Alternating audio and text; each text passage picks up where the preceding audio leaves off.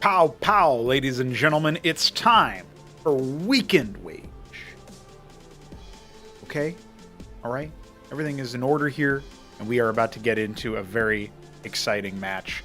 That is Doglived versus Thunderslaps. I'm excited for this one, boys. This is the first Weekend Wage that features the Ascozi as a selectable race. This is... I am a hero! A hero. That's right. That's right. 3 is a very important number. I actually just replaced the coffee sound effect with that one and got it working so that we'll hear it on the stream.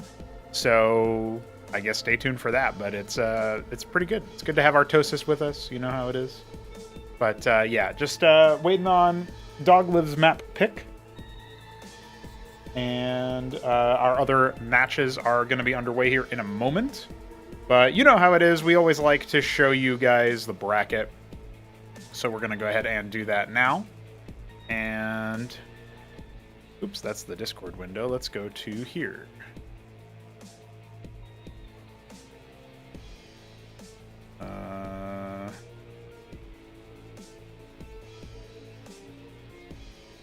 Well, OBS usually works, but... okay, there we go. Sorry about that, guys. So, we're going to get into our bracket view here.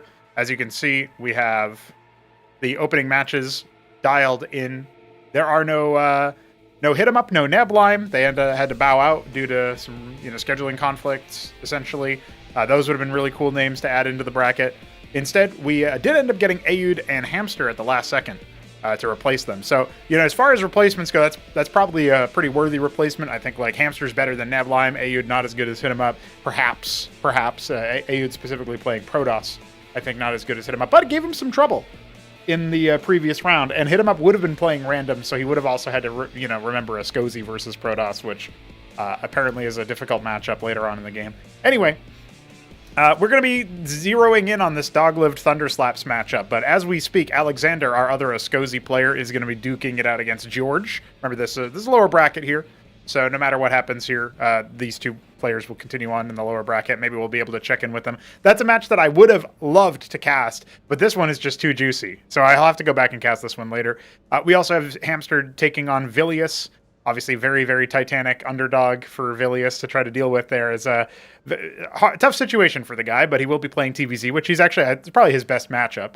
So very small puncher's chance there, but Hamster has selected Magnetron for that. Art of Turtle going up against Kutiam. This will be an interesting match. I actually think that this is probably pretty close to 50-50, but I don't know how aggressive Kutiam is in TVZ. And so if the game goes along, I'd favor AOT, even though he's been out of the game for a while. He is going to be playing on Dyadic Shore. That was AOT's map pick there. And then, of course, Aoud waits to beat up whoever makes it past the noob fight in the beginning. So that'll be interesting. Now, Doglived and Thunderslaps, I actually don't know who to take for this one. I do not have any real recollection about, like, what the matchup is going to look like at the end of the day. It is going to be an interesting one no matter what. I feel like Doglived is... obviously, like, the favorite in terms of experience, but he's playing Ascozi. Now, Ascozi versus Zerg is a really brutal matchup to go up against people in the early game if they're trying to play a more Zerg, like, macro-oriented opener. Thunderslaps, however, is notorious for 6-pooling. So I kind of feel like this is an even fight, to be honest. I kind of feel like we're going to get into a really dirty micro fight at the beginning of the game. We're going to see how that one, is put together there. We've got Lucy in the chat. Alexander said GLHF before his own match. GLHF to you as well. Shambler was in here earlier. And of course, Quick Scops. How you doing? How you doing, son? Already afraid of Brood War Protoss. Imagine what Cosmonarchy Protoss would do to him. True. But he would have better weapons to fight back with, Definitely more stuff there. I think it would just be so beautiful to see what his reaction is. Like, if you think about it from the perspective of... imagine... in the maybe near future, actually, as we continue stamping out desyncs and stuff, imagine the technical issues aren't really a problem anymore, right? Imagine that's totally fine. We're all good. No worries.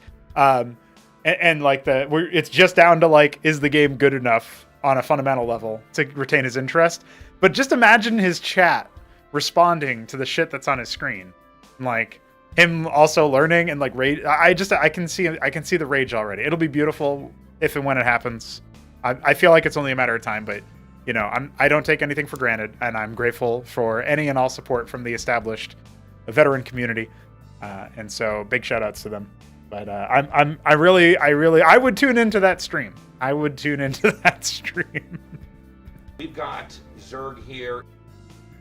That's right. Tasteless coming in hot with the Prime sub hatch. Thank you, Lucy. We do have Zerg here. I watched your Zerg here compilation. I think you just AI crawled a bunch of my channel to make Zerg here compilation. And this individual is a fraud. That's right. Is a fraud. Thank you, Quickscop. See, we got Thorin in here too. Tasteless, Thorin, Artosis. But that Zerg here video had a spot where it perfectly cut my scream from having too much G Fuel. And that was really good. I just wanted to shout you out for that one. That was really good.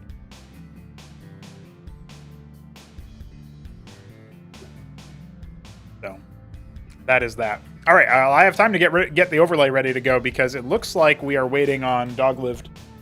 He's got 24 minutes to respond. I don't think we'll be waiting that long. He's probably just stepping away for a second to go take care of his kid or something, as happens often. He did post earlier, I think. Yeah, he posted 50 minutes before start time, so he was here. He just probably, you know, sometimes you take too long in the bathroom or something. You know, you're like, damn, I went through the poop time vortex.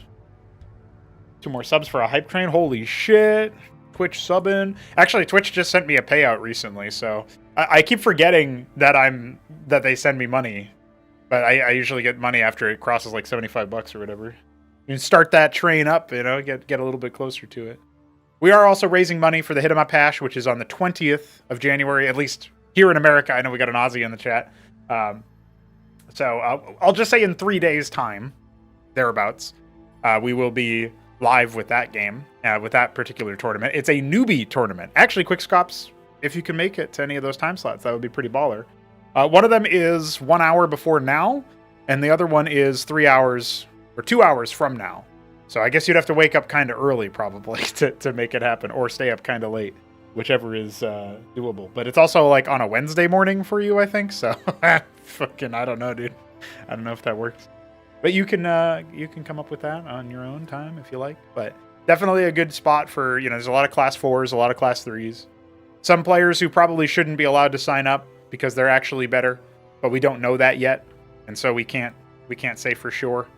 Let me read off the list for you guys. So Alexander, Luciferius, Cannoli. He's probably he's probably the guy that needs to be like, whoa, hold on, Cannoli, you're too good for this. But it is a random only tournament. You have to play random, so that's going to nerf him a little bit. And then we've got Three Crow, Lore Dragon, Jujic, Vilius, who's, you know, pretty adequate class 3, like high class 3 player as Terran, I think, but harder to do for the other races, right? I think I suck, and I'll be seen as a fraud. Holy shit, we got presents. We got presents. It's on the 21st for you, Quickscops. Thank you for the 2 gifted subs. Appreciate it. I think I suck, and I'll be seen as a fraud. That's pretty good. We got Jonathan Blow here as well. I can't believe it, dude.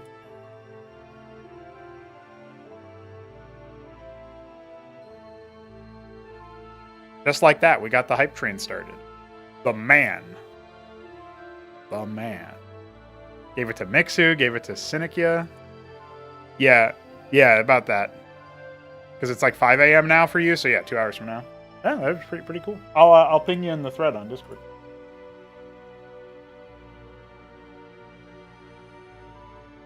You can also read up on how people like to watch, how people like to make their eggs. That's what we've been doing for a little bit, apparently. I tuned into that chat a little bit too late.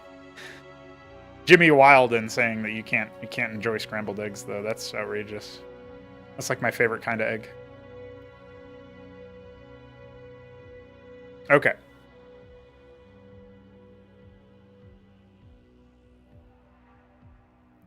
Yes, you can random Escozy now, so that's a big one. You can selective random. You can veto one race. You're allowed to veto one race for this event. And you can do that in your config. But if you want to, you can. But it will make you a laughingstock. It will make you emasculated by deputy dad or something. We haven't figured out how we're going to insult you, but hit him up wanted that. It's his birthday event. Scrambled egg, best egg? What's up, Fox? Yeah. I do enjoy good scrambled egg. It's random. Biddy B, what's up, dude? Yes, it has to be random, but you can choose a race in your config to veto. So it's like, you have to play 3 out of 4 races, potentially. Or you can be a Giga Chad and just play all 4. Yeah, you could take Zerg out, for example, if you're worried about that. But you could still roll the 4th race, which I don't know if you've played at all, so... Random is random. Hell yeah, look at this guy! Look at this guy. Interesting, Biddy B saying he doesn't want to play as Terran. I feel like Jujic is in the same boat as that. I can't remember though. I don't know if he's played much Skozy. I think he's played a little bit. All right, so we're still waiting on a dog lived. For that reason, I think we'll probably pop into the Ayud game.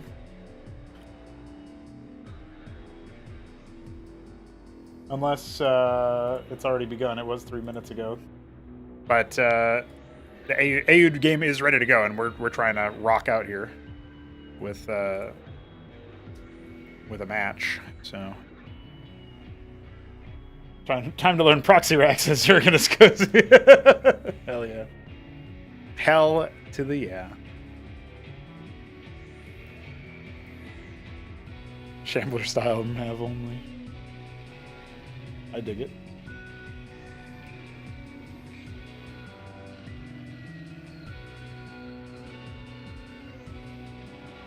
Hey, Alexander, did you already start? Oh, okay. All good then. Sure. That's fine. Perfect. All right, boys. All right, lads. We cannot cast the way that I would normally like to. We're going to go ahead and do it from Discord. Let's see. Do that. Okay. We just got to turn off our overlay. All right. Here we are. We are watching Alexander's POV as he duels Ayud. It's been 3 minutes or so, and we have none other than the Skozy on the screen. It looks like Blackwater. Scouted him already. Alexander defeated George. Record time. We'll probably cast that after this since we're still waiting on Doggy for a little bit here. But maybe Doggy will be done by now. He's up against Ayud's Protoss. Now, Protoss, I've heard that Protoss has a bit of a hard time dealing with the Skozy. I'm not entirely sure if that's true.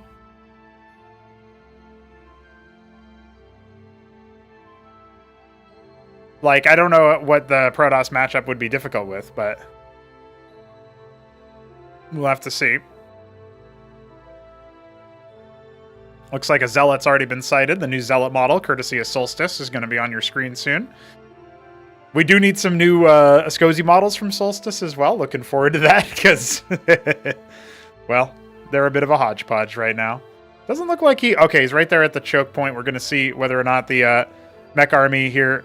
Or the biotic army, rather, can actually handle stuff. Doesn't look like it's going very well here for Alexander, but he is going to be able to pounce on that Hierophant immediately. Now he's going to try to start disassembling all of those very, very important shield healers, but it looks like he didn't quite queue up the order. So most of the Ecclesiasts staying alive for a bit longer than he intended. The Cardinals are here for a sustain. They actually will be fine. He'll be fine now. The Cardinals will force him away. The Cardinals do a bit of a heal every time they attack, so... It ends up being pretty impactful there.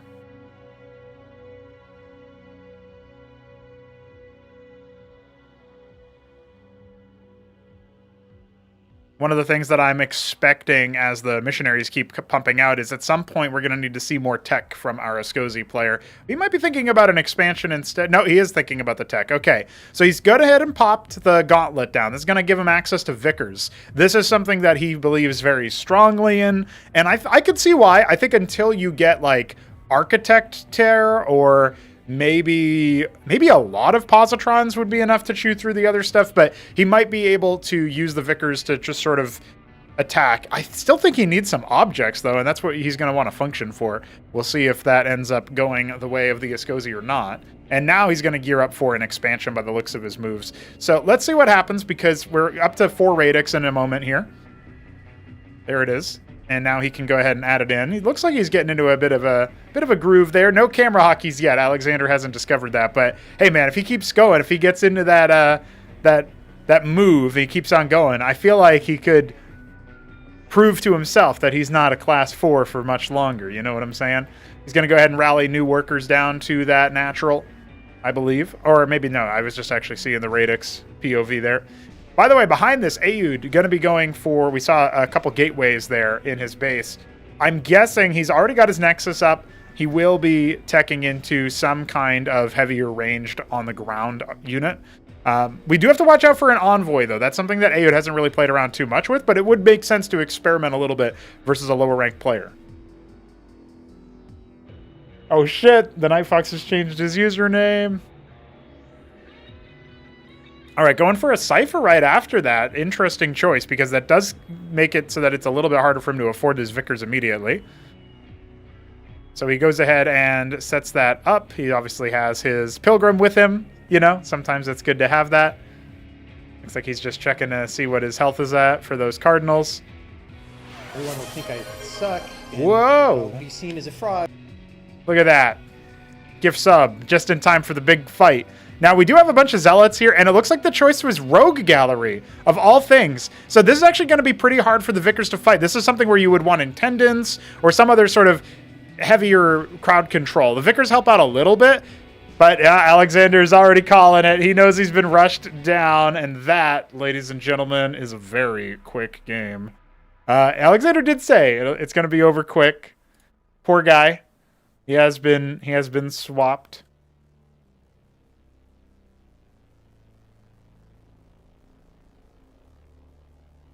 And does look like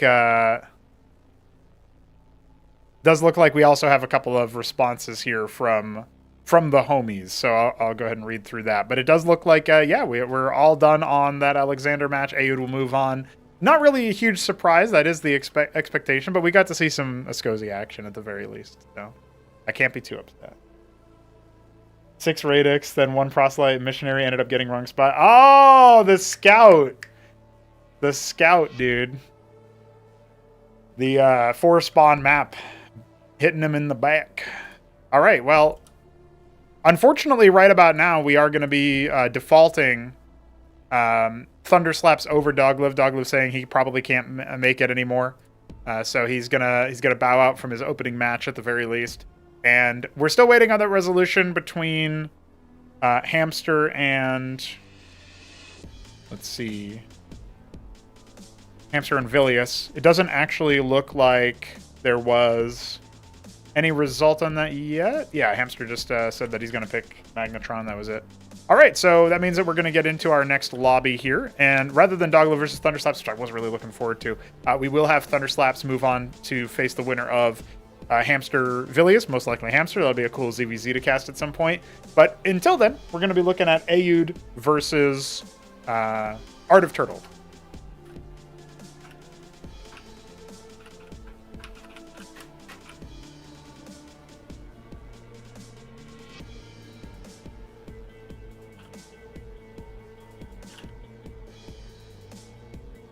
So we'll see what Aoud wants to select for that, and I will go ahead and get our overlay ready in the meanwhile, since that's definitely the match that we should be casting next. I do still want to cast Thunder, though. I gotta, guys. I gotta. Feels like a lot of people had some scheduling stuff come up at the last second here for this one. Unfortunate, but that's all right. We shall overcome. It is indeed going to be in the lower bracket, by the way. Alexander versus Kutian. So that'll be a Terran Kutian versus Alexander Escozi. And then George is going to be taking on the loser of Hamster Villia. So it's going to be Atacama, the 4-spawn map.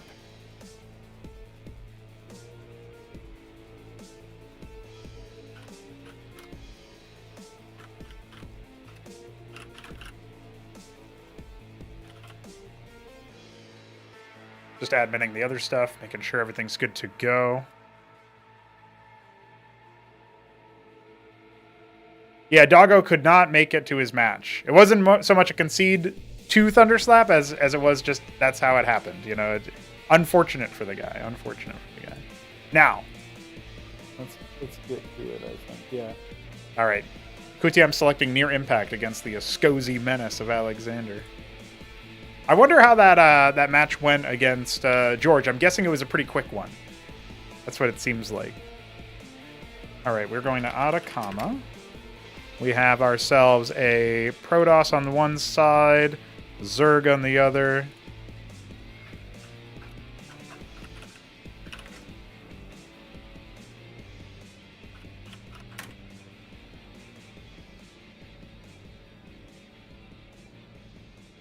And I just got to pop Weekend Wage back on here.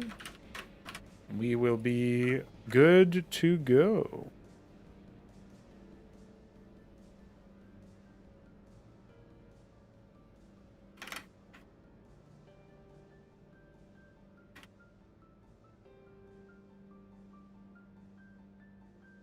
All right, ladies and gentlemen, let's get into our first proper fully casted matchup here.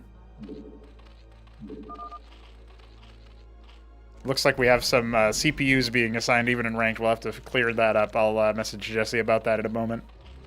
Did he just overwrite my setting? We test on low first. Noob. All right. AOT in the top left is going to be our green Zerg, and he's scouting pretty early on already, looking to the bottom left. That's not where Ayud is, though. We have cross positions here, and it will be Ayud 64 in the bottom right as the... Oh, this is one of those, like, weird ones. Aquamarine. No, turquoise. Goddamn. Jeez. Pretty close. Turquoise Protoss. Nobody look at the Biddy B tile? Sorry, Biddy B. I just can't help myself. Hey, it's Arbuz. He's late. He can't even participate. How you doing, dude? Hope you're doing well. There's always a Biddy B.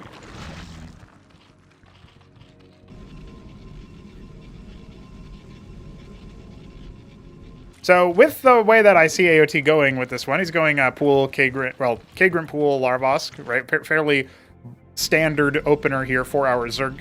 He's going to be spiking up his larva production in the early stages of the game. And he will be finding his opponent second. Same thing going on for Ayud. But Ayud is going Gate Rogue Gallery. He's been really liking this kind of build. Get out of Kabbalist and see what he can do. He's been doing it in all matchups. I think it's probably weakest versus Terran.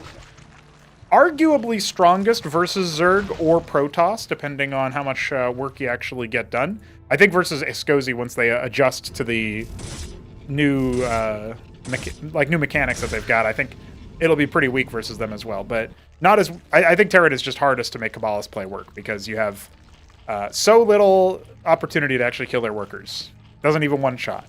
So with that being said, we do have the Quaz out. The Droleth did get deep enough to scout the Rogue Gallery. Whether or not AOT remembers how that worked, I don't know. I didn't see his game versus Kutiam either, but it did go on long enough that I am sure AOT had a little bit of rust to kick off. Great opportunity if he's going to be going up against the Titan that is Ayud. Though Ayud is not playing the usual Terran. Ayud's Terran made AOT consider rage quitting, so AOT would have had his work cut out for him in a big way. Looks like he's going to set up for an expand. Now, I don't see an Ovaleth, so I am going to speculate that Ayud has successfully gone for the Kabbalist play without it being preempted or guessed about. We also didn't have, we have a large Vespene bank here for AOT, but no Kagrant for the second Larvosk. So that to me points towards, a little bit of inefficiency. AOT could have had his expansion done sooner. And we do have a pause request. But yeah, the Kabbalist coming out here tells me that Ayud is going to be in a pretty good spot pretty soon.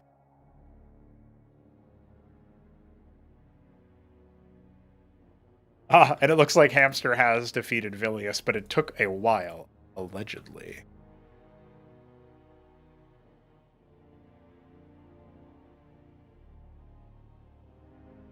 Yeah, 18-minute game. Classic move. Now, as we wait for the pause to be uncalled, we are going to fill you guys in on the state of the bracket. So Vilius drops to face George. That's going to be TVZ. And then the winner of that will probably get the bye against Doglived unless he comes back. And here we go. We are unpaused and ready to get back at it.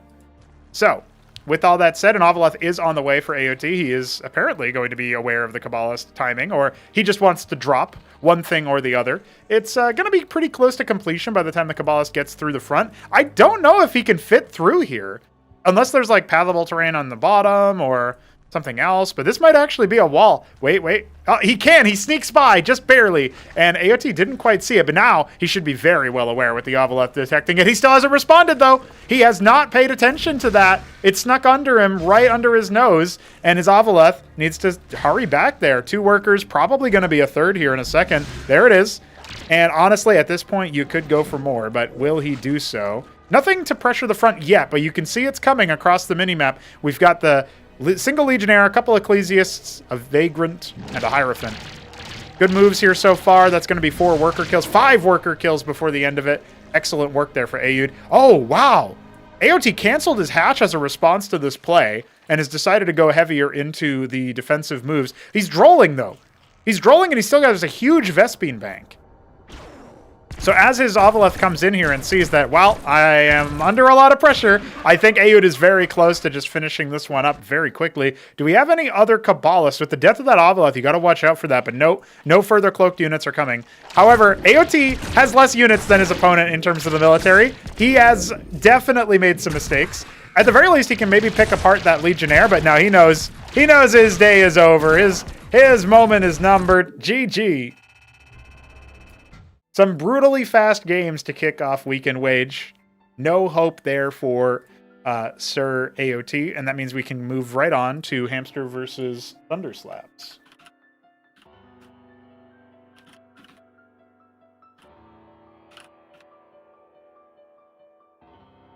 Yeah, Rusty AOT versus Practiced Aoud. Pretty hard to make that one happen. And I think that maybe if he had just reposted the Kabbalist with the Avaleth at the very beginning, but he clearly didn't clock that it was coming into his base. I liked the idea of the wall as well. I don't know if I don't know exactly what happened.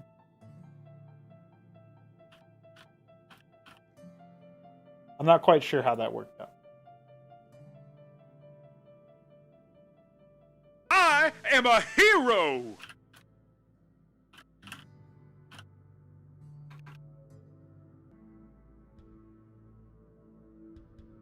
Even if he sniped the Kabbalist for free, he probably still would have been defeated or at least severely wounded. But yeah, that was a lot. That was a very, very brutal opening match for sure.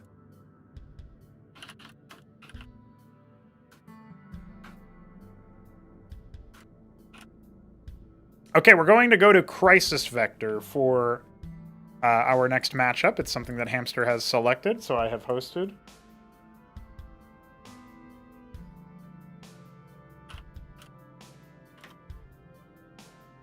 I believe he did see the Rogue Gallery, yeah.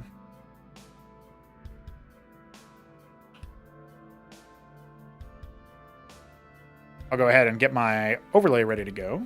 We are going to a different battleground. Is Hamster ready for what's to come? I don't know, dude. This could be an upset in the making right here. I have a lot of faith in Thunderslaps. We'll see if he rises to the occasion.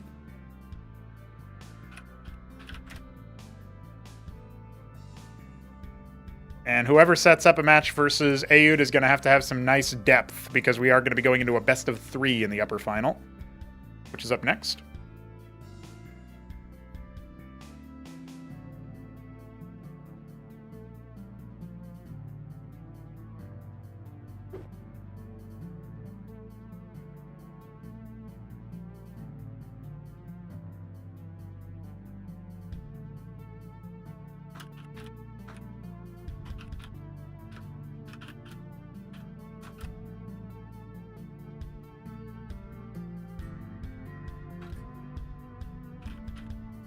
All right, looks like our players are already ready. They've already declared GLHF, and that means that it's time to get into our next matchup here.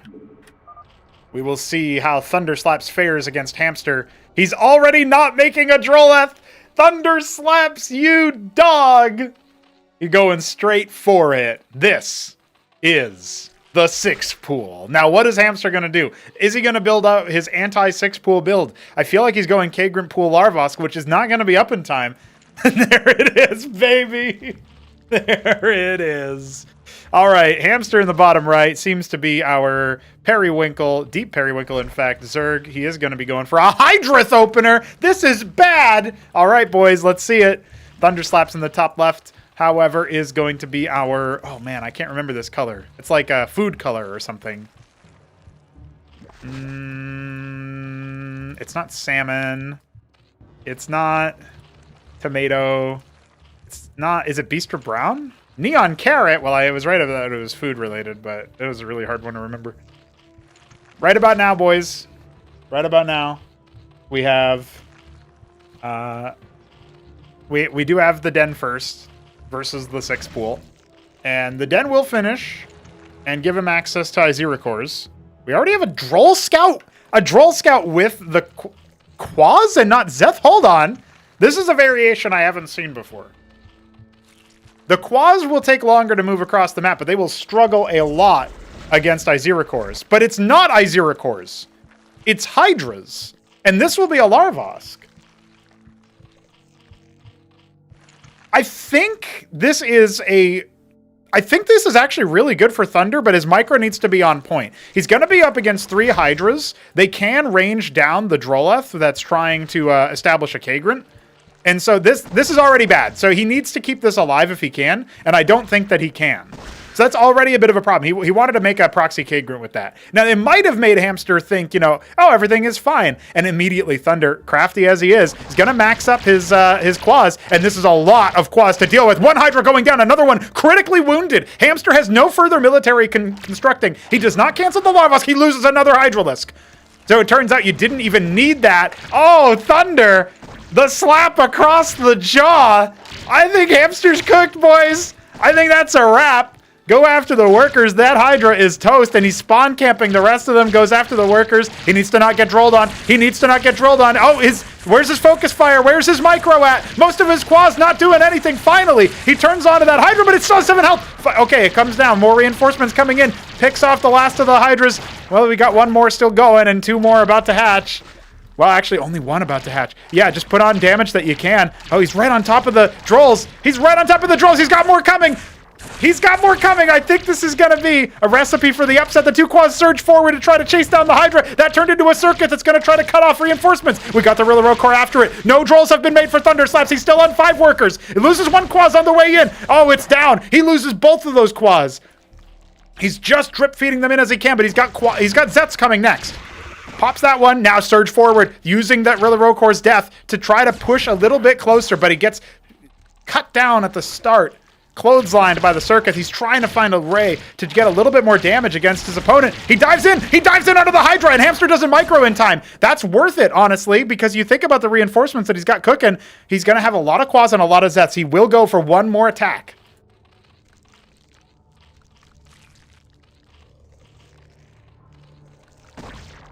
Well, he's thinking about it. Using those Rilla Cores, they're actually kind of a problem for Hamster. They're hurting him more than they're helping him. A single Iziracore is here. Little does Hamster know, a horde, a veritable horde of Zerg is on the way to his base. You know, he might be looking at this thinking that actually it's been... it's calming down a little bit, but here we go. The Zet's coming in. Oh, this is the moment Hamster knew he fucked up. That Iziracore should be dead.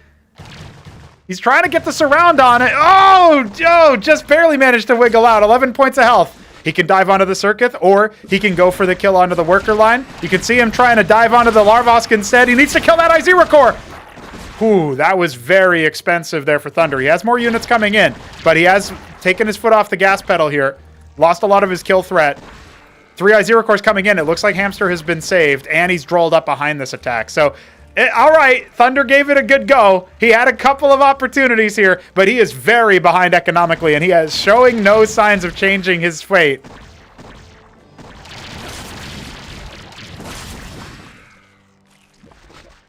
I wanted to believe in the Thunder, and I think you guys can see the potential. He's got some character to him. He's got some moves for it. Even got Hamster attacking his own droll up there, but there's no way to economically harass that. It's been held. He needs to go back home and rebuild from scraps, from just about nothing. When do we see drolls made? We still don't see drolls made. He refuses to make workers, but he can't step to this army.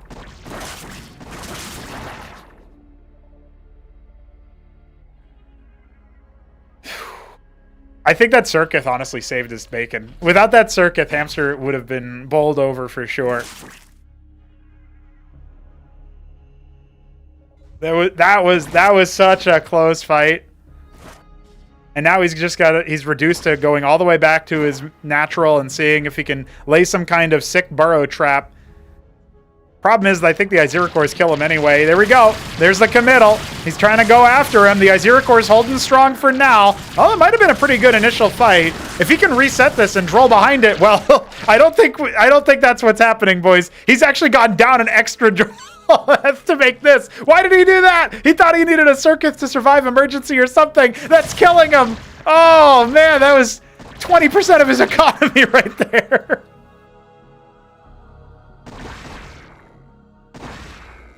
Sniping with the Hydras on the way back. There is an expansion coming. He's got a lot more Hydras than that coming as well. Trying to maybe body block with the Zeth. Narrowly misses out.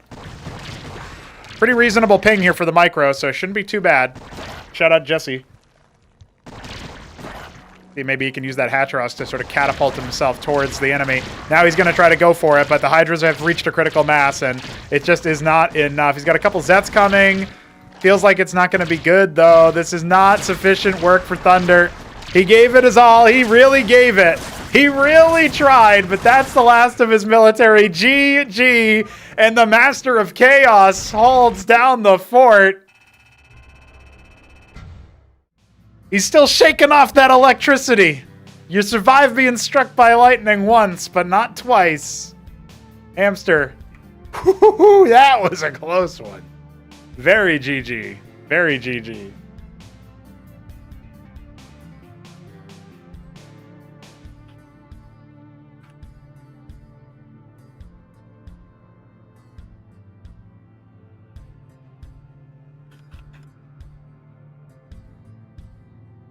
That was a very tight game. That was a very tight game.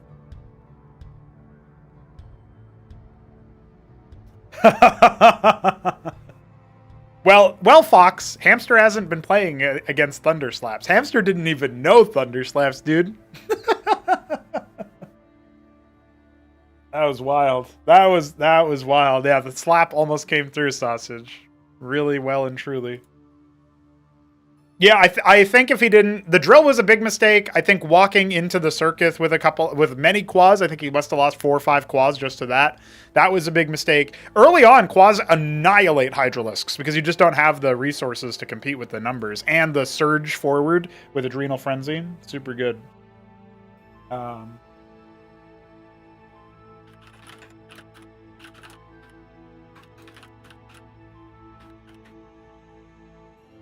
I have to let Kutiam know he can't pick the same map twice in a row.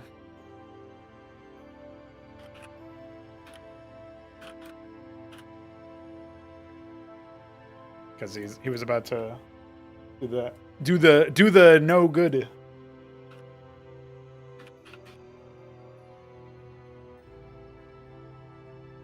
He was about to pick near impact twice in a row.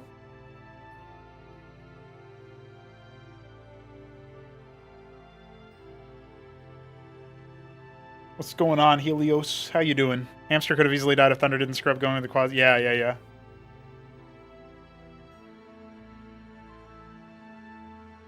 Hey! Kutiam picks Crisis Vector instead of Near Impact, and Thunderslaps just played on that. I wonder if he's going to do a different style or not. That's very... For Thunderslaps it is.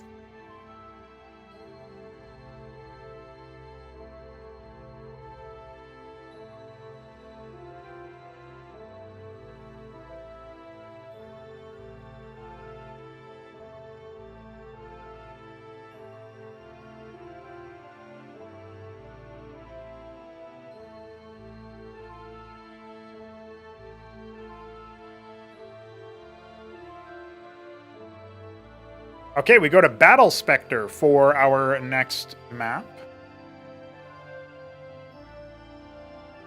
That will be map 1 of a best of 3 between Aoud 64 and Hamster. Now, Aoud is the slight favorite here, but I do mean slight. I actually think this could be a very dominant showing from Hamster if he remembers his versus Protoss styles. But I also feel like Hamster's not really the guy to win in a convincing way. That's not usually his style. His style is typically a little bit more like showy in the capacity where it's not always obvious what's happening. So this best of 3, this is a spot on the finals up on offer. And we are ready to get back into it, so we shall do so. 2-0 or 2-1, somebody's going through, and the other guy is going to take a little bit of time. Oops. All right, here we go. We have, in the top right, Aoud 64 as the Blood Protons. And in the bottom left, we have Hamster as the Deep Periwinkle Zerg. So, where will Hamster want to go first? That's the question. This is a cross-spawn map always, and it is going to be a 6-pool. 6-pooling Protoss has really fallen out of style ever since like about a year ago. It hasn't really been something we've seen too often. At least I haven't seen it too often. Maybe Thunder's out here doing it all the time. So I think this is going to be a very interesting way of doing it, because you know where your opponent is on this map. It's always cross-spawn. This map is by Biddy B. Shout out Biddy B. So that will be an initial pool into something. Like, Hamster's caught the bug. Thunder 6-pools him. He 6-pools Aoud. Aoud can't 6-pool because he's not Zerg, but maybe he can 6-gate or something. So let's see how this one works, whether Hamster wants to do as Arbaz is elucidating in the chat, where he says 6 to 8 Zets, then phase into Eco. Yeah, it could be. That could be.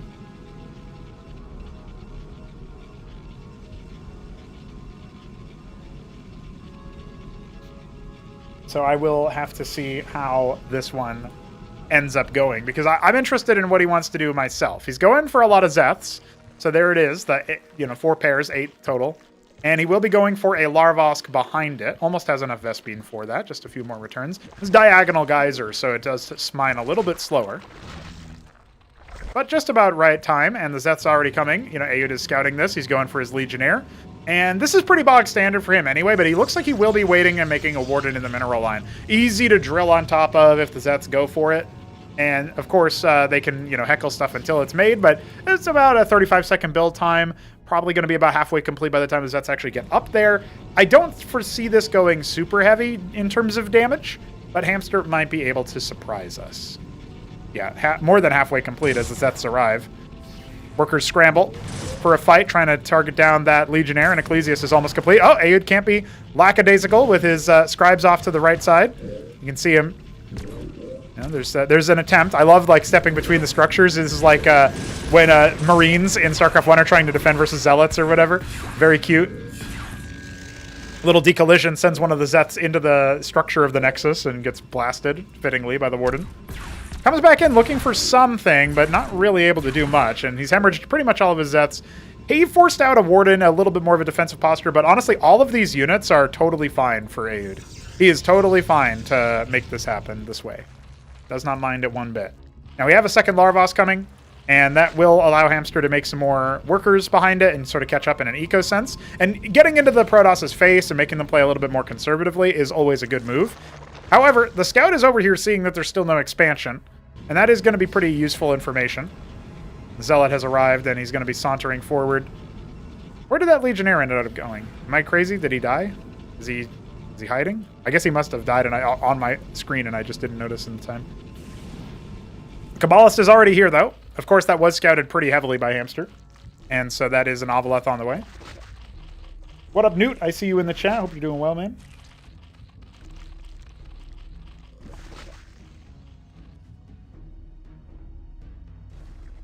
Still no clearing of that scribe, so that's pretty good information here for Aoud. He'll finally see that the Ovoleth is there. Zealot battling back the Zethricore.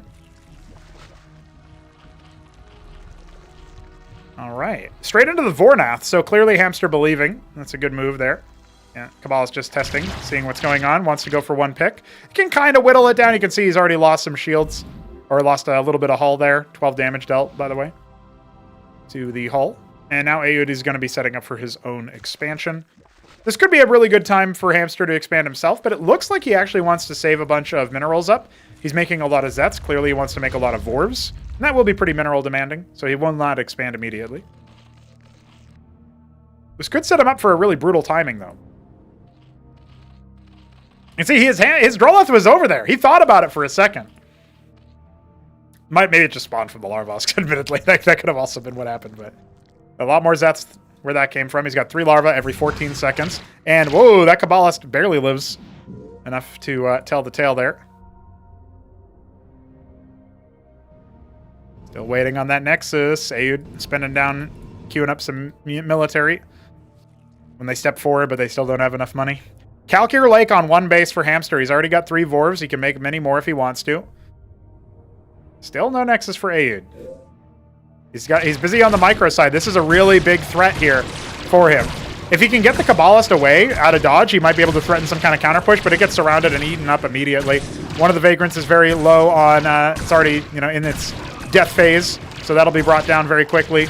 And the Vorvs are going to continue to sort of slow this army and allow the rest of it to catch up if they want. Hatch has been put down before the Nexus, mind you. Ayud only now dropping that. Very much, almost like 30 seconds to a minute late on that, especially if you factor in the extra time where he queued up like a Vagrant and couldn't do it as a result of that.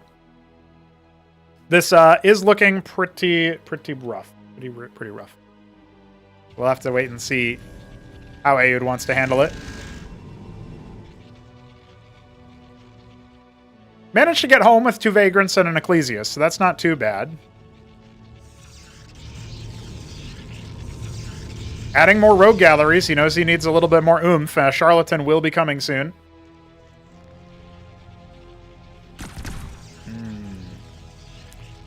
Even with that, I don't think it's going to be quite enough. Lyrilisks are on the way, but they probably surplus to requirements as well. Hamster committing forward. He might be able to take this map against Ayud. It looks very likely as he dives in. Frontline kiting backwards is working out pretty well for Ayud, though, and he does end up pushing him away. Especially with the help of that Charlatan, the Ovolith goes down like nothing. Remember, 3 more rogue galleries are on the way. Trying to focus down those Zealots. The Ecclesiasts keep them alive for so long. Finally, we have that focus fire into the mid-range. Targeting down as many of those units as he can. Goes down for 1 Vagrant. I think he meant to click the Charlatan. I'm not entirely sure. And he's got many more Zethicors coming. Not anything else. That's it right now. 4 pairs of Naths. They can turn into Calculisks. He doesn't have a crazy gas bank for that just yet, especially as he spends some of it down onto the Lyrilisc. The rogue galleries are done. He's going to get more Vagrants for the front line. Going to be trading pretty well versus the Zeths, but you can see Hamster trying to shark around and see what he can find, keeping his opponent on a bit of an edge. This is a bad situation for the Protoss to be in general. You don't really want to be in a spot like this if you can help it, where you don't have any real dedicated splash. He's got the 1 Charlatan, and that's it. Now he dives right forward. Is he going to go after that guy, or is he just going to continue A-moving anything that is in his general vicinity? Wow, that split. He's actually kind of driving a wedge between the 2 parts of the Protoss army, but it's still working out pretty well for Ayud. Down goes the Charlatan, though. That's an expensive loss. It looks like maybe a Zealot or 2 will be brought down at the end, but look at that. There's another Charlatan where that came from, and just a little bit too difficult there for Hamster to break through. But he's biding his time because he's got Calculisks up there at 12 o'clock waiting to just come in and heckle this base. He can attack, from this side. For the Warden doesn't cover forever, right? It only protects if you're actually right here, but you can shut down the gas mining. That'd be pretty bad for the Ecclesiast and Charlatan production. If you get enough of them, you can shut down the Warden itself, and then you're in its open season, obviously, but a little bit harder. More Lyrilisks being made. Looks like, yeah, he wants to double up, force Ayud to make a decision.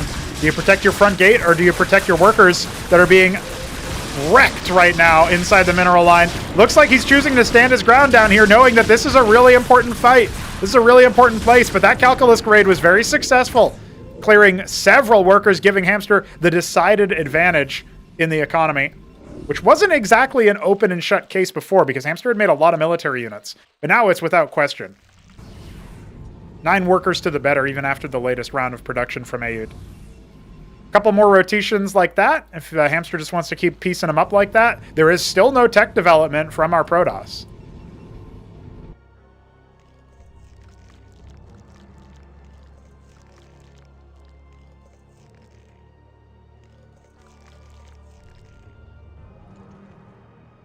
Looks like Ayud thinks he's brought enough firepower to push across the map. He might be correct. A third base is on the way for Hamster. We're making more calculusks, but we are making them back at home. Zerg is in a position to respond to this assault, this little attack group. Love the little split across. He didn't even necessarily know that was there. Charlatan leading the way, and the Zets pounce on him immediately. We only have one more in the back. That's a force multiplier for Ayud's army. He wants to be a little bit better at keeping it alive. The Calculusks are here to support. They are going to chew through the Vagrants and the Ecclesiast, and I think this might be a wrap-up here, unless the Vagrants can really overpower this force. Oh, that's a mistake from Hamster. They've got considerable range, but the Calculusks went right to the front line. It looks like he will wipe some of the more expensive Zerg air. However, the Nats are stuck. You are not escaping from that. And that should be a wrap on most of what Ayud has, militarily speaking.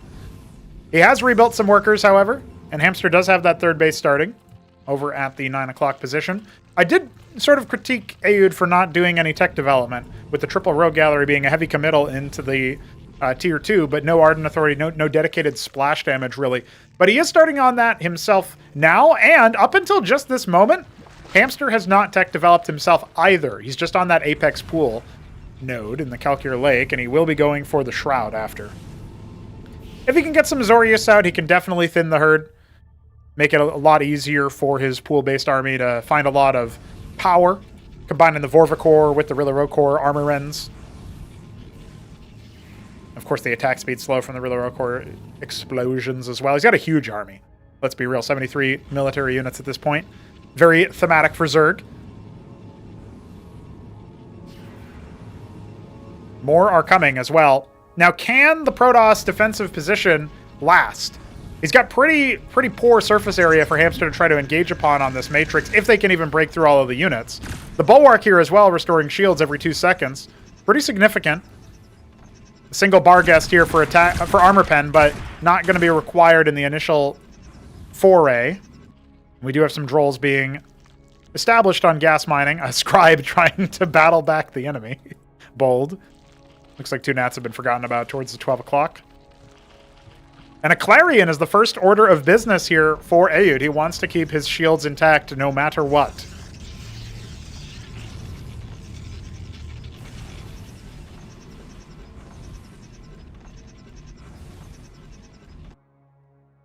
I don't know. I'm not so sure that Hamster is navigating it exactly right. But Ayud is also playing a pretty off-meta style, it feels like, with the Clarion. I dig the idea for sure. Need to see a little bit more of a solid engagement. I guess the Nathakors could go after the Clarion. That could be a problem, but we don't actually have any with this army. That Clarion is going to be the pièce de résistance for this force. The Ecclesiast trying to keep it alive. No targeting has really been done. He's just trying to break through with brute force. And he's got enough Lyrilisks to make it happen with the Vorvs rending the armor as well. And Iris has begun. Guys, have we even seen any Zorkish Shroud units? He made the tech note in case he needed it. Then he saw how much Vespene he had off of all this income, and he elected to go for the jugular. Tier 2 halfway complete for him. Puts a pretty big timer on Ayud's position. Nathakors come in just to scout what's going on. They don't see anything developed in terms of tech. They obviously... The ground army was over here, so he saw that the Ardent Authority was there. He saw the Clarion. He knew what was going on. I wouldn't mind building one Calculusk and attacking the workers here. It's just taxing the army. 2 Clarions, trying to double down on that shield sustain.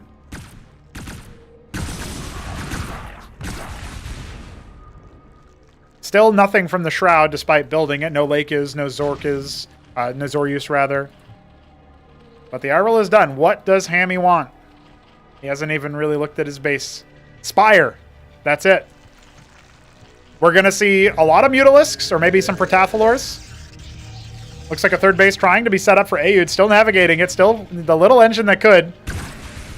Trying to get something done here, but I don't know, man. The Clarions are really far away from this eastern flank. He's trying to keep himself alive, but he doesn't have any real frontliners. The Positrons are doing a lot of splash damage. The double Clarion enduring for a very long time. but he doesn't have anything else to shield sustain now. He needs to get those Clarions out of dodge, and we have so many more units coming in. Hordes of Zetracors pouring forward. More reinforcements need to link up with those Clarions. They didn't end up getting got, but there is a humongous surround. The Zetracors, they refuse to allow him back into his own base, and now they're diving onto the Matrix. There's no defense here in the natural.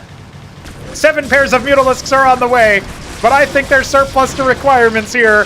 Aoud has fallen inside his natural, has fallen inside his own map pick. There is no way out from here. A second Arden up in the top? Sure. Great idea. Even though the Clarions aren't even getting got, it's still GG from Aoud. And Hamster will happily take game number 1. I honestly think the Clarion idea is really good. It's a good like little comeback mechanic for Protoss if they can get other units there, but he did not have dedicated splash. And I feel like the triple rogue follow-up, maybe it did help him get a little bit of push potential in the middle, but when he lost that army, he lost all of the momentum that he had built up, and he couldn't leverage that for a third base. So maybe it would have been worth using that third army to leapfrog into a third base, but can be difficult on that map.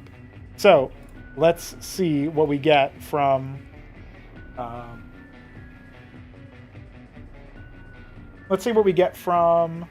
the Hamster second map pick.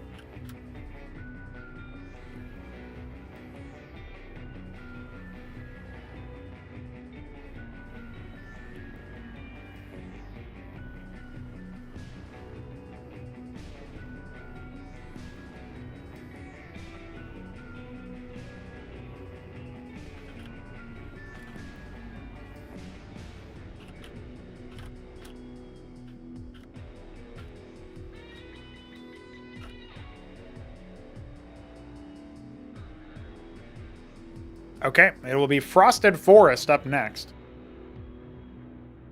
Been a hot minute since I've casted a match on this map, I think. Good to get it back. Remove Toss? No, Kasuga. Remove you! Because you didn't sign up. Sign up, Kasuga. Play. Games. Win. Fight. Go fight.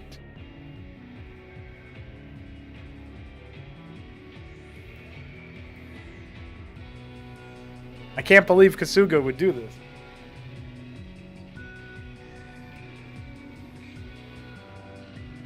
Looks like Vilius defeated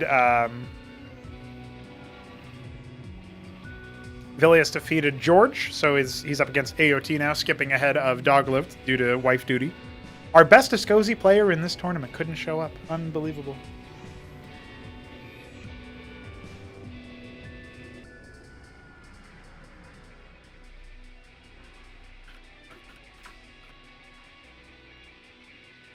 So after that, Aoud is going to have to think about what he wants to do on a 2-spawn map that doesn't have the 4 spawns, It's a little bit of a different look. We are going to see if Hamster can complete the 2-0. I did say this matchup could look pretty cut and dry. So let's see what's behind door number 2 as it pertains to this particular matchup. We'll find out. Aoud 64 in the bottom left. The Blood Protoss once again. Hamster in the top right, the Deep Periwinkle. Zerg here. Zerg here it is. And he's going for a lot of Vespian in the early game. This looks like a Hydroth opener.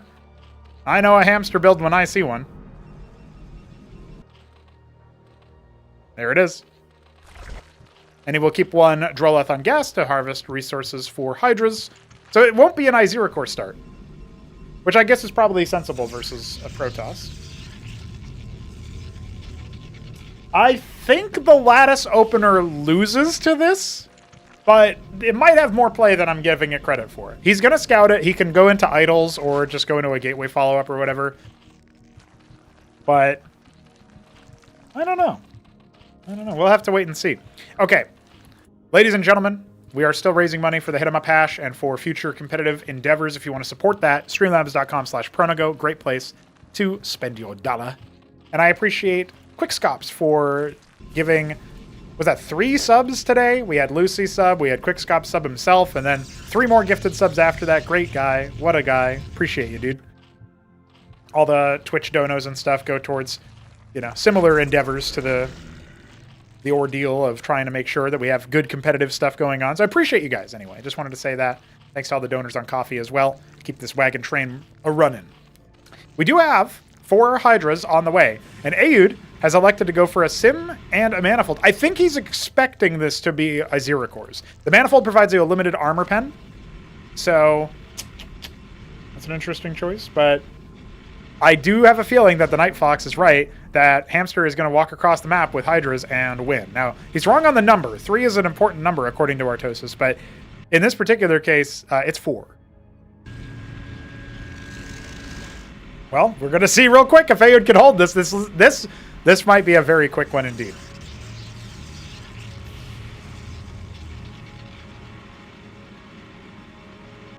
Hydra's already on the map. We've got one more coming, and it looks like we're switching into Droleths now.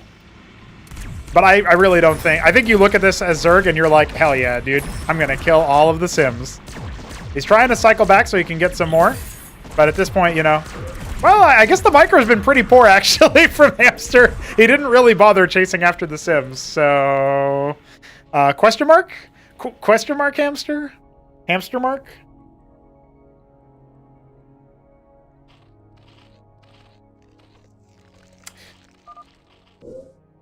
Yeah. Oh, okay. Thanks for explaining.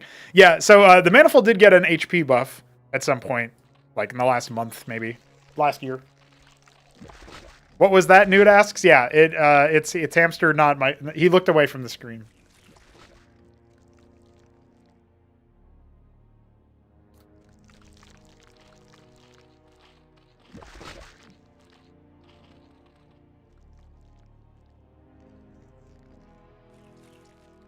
What's up, shopkeeper dog? Late to the party as Arbiz was as well. I can't believe you guys aren't playing today. Unbelievable. A lot more Hydras where that came from. So the next engagement should definitely favor our Zerg more. But hey, that last engagement should have favored our Zerg. So let's find out. He's diving right in. He's going after the Manifolds. Is that really wise? Maybe. It does reduce the Sim attack damage if you pop them all. But he did just lose 3 Hydras for 1 Manifold. So this is looking pretty rough, actually. The Protoss Simulacrum striking again. But now he's got a nice little firing line there, and he was busy microing his units to retreat, and so he didn't end up microing his units to attack the right targets. Oh, everything's getting split. Everything in the whole world is splitting, and Idol is here as well. The Idol Manifold on combo is definitely going to be hard to deal with. The Iziracore is dangerous versus Sims, dude. The Iziracore is very dangerous versus Sims. Let's see, a lot of them are pretty low. Okay, I think we've passed the danger zone. That was really close, though, dude. If that Iziracore caused a bunch of splits and there wasn't DPS to finish him off, that would have been real bad. That would have been real bad. So it looks like the Idol's going to get hunted down. We do have a lot more units where that came from. Got up to triple lattice in the meanwhile, and Hamster's going to expand. So we are still in a game. The game is not over. It's not called. Hamster has recovered. We'll have to see how this one works because, yeah, it's going to be an expand from Aoud. I think we are in a macro game. I think we're in a macro game.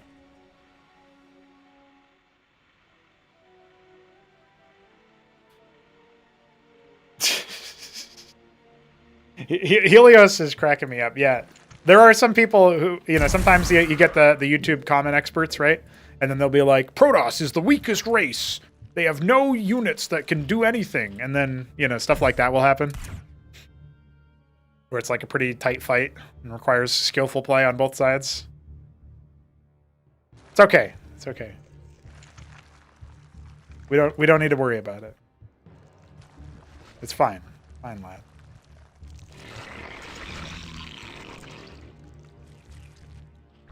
So, it is going to be a lot of Hydras. They have the one Iziracore bodyguard as well.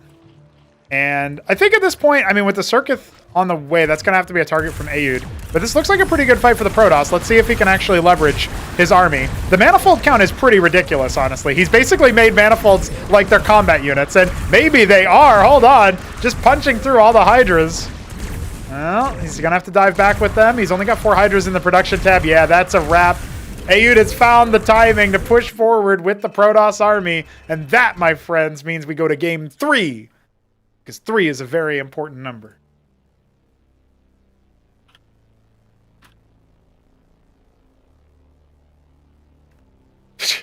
What a weird sequence of events.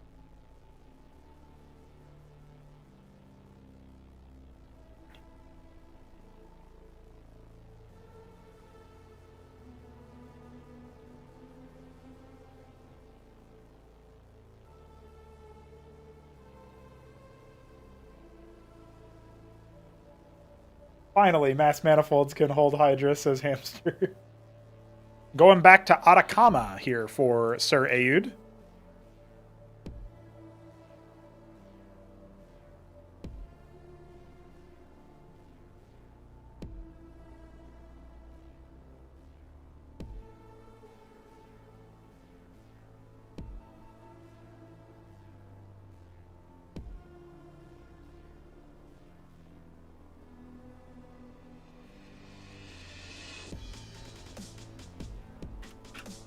All right, lads, here we go. Game 3 between these two, the upper final delivering once again. All right, let's do it.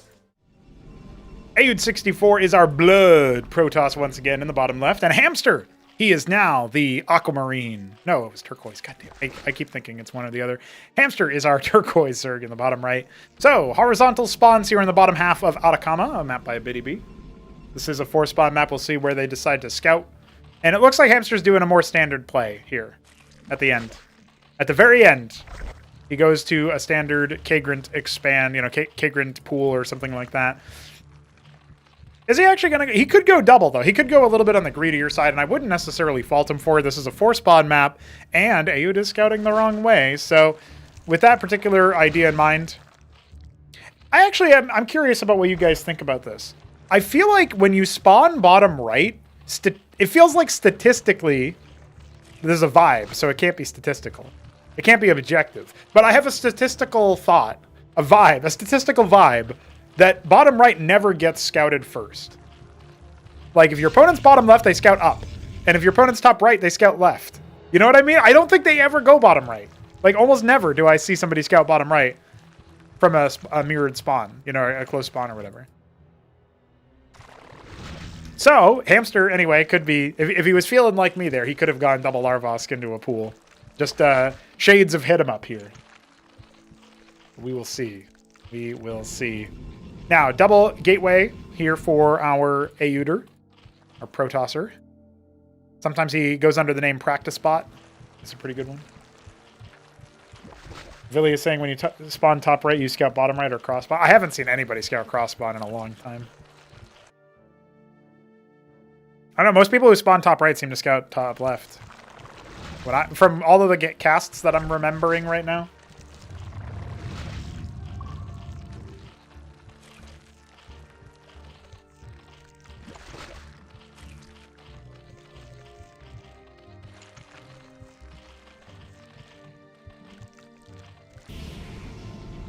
Ecclesiasts taking defensive measures here. No Legionnaire this time around, and no Rogue Gallery. This is a triple gate, sort of Oya style. Zealot Ecclesiast, what we're queued up for here. A couple Zealots in production already. As the Zethracours are going to go ahead and scout close positions. Aoud has scouted his opponent last, and he will see that it's a pretty standard Larvosk pool build. I feel like Hamster could have killed the Scribe before he scouted the second Larvosk, which wouldn't really have mattered too much, but could have been something. Ecclesiasts do a little 360 no-scope there onto the Zethracour. No hope for scouting any deeper. This reminds me, I gotta repallet those rock doodads for all tile sets so that doesn't happen. Yeah, I scout cross spawn often because I don't know the map's 4-spawn. Clues in the name. Let's see. I don't think this is gonna go very well for Hamster. I have a funny feeling. I don't think he's gonna get much done with Quaz only. But his Vornath is on the way. I feel like if he had kept some of those Quaz alive, he would have been in a better spot. Especially if he drags the army out to the middle of the map instead of towards his own base. But at this point, he's hitting panic stations. Larvos number 3 is on the way. Vornath Pond is done. We got Vorvs coming. And more Zeths as well. Very much needed. He is not going to have a great flank unless Aud actually comes into his territory. Like if, you know, Hamster parking his units off to the side and stuff. This is all correct. This is proper. Let's see.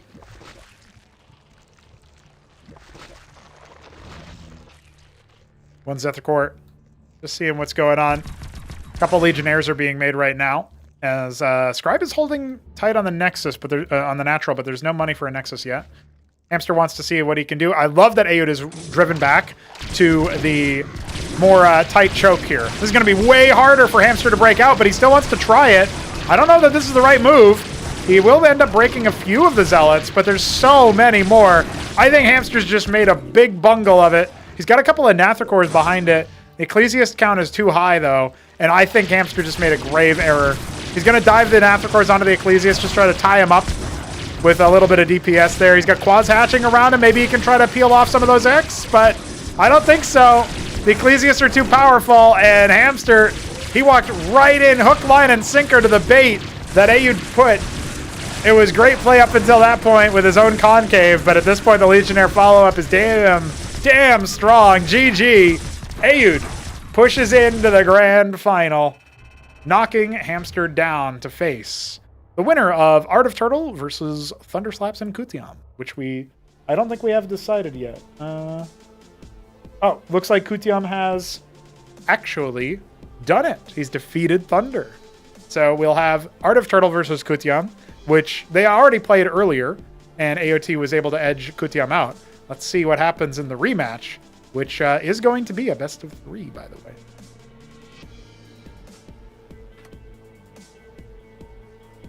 That's pretty exciting. I'm looking forward to seeing how that one goes. Feel bad for Hamster because it felt like he should have maybe won that second game, and he had everything in his hands to hold and continue playing Atacama, but he decided to try to break the choke, and I'm not sure if it was like a desperate move. He didn't understand what was going on exactly or what, but that's a rough one. That is a rough one.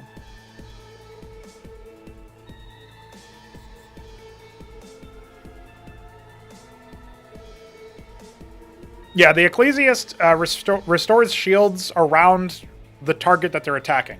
So, very good for anti-melee, and very good for... they're very good for anti-melee, and they're also very good for the...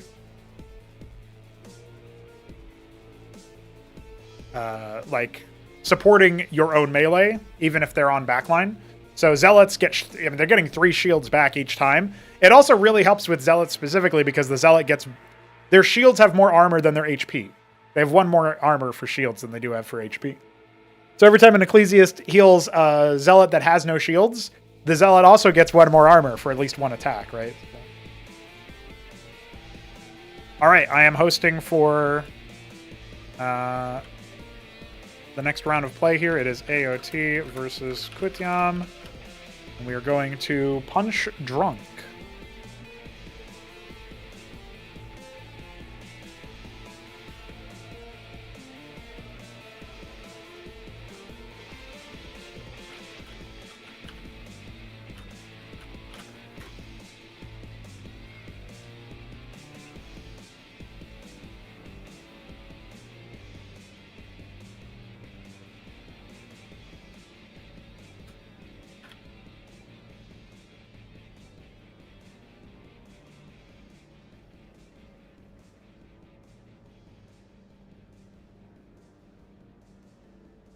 This is a port of Knockout, map that was pretty fun to play on recently, in recent history.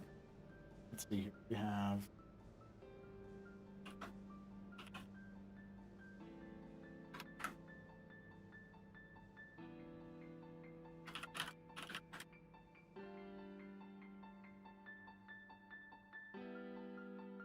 Okay. Oh wait, I got it backwards.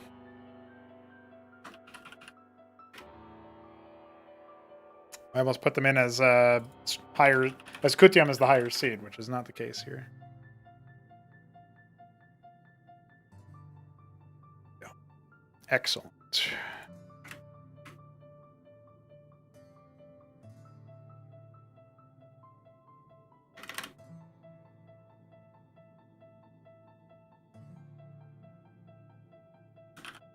All right, lads.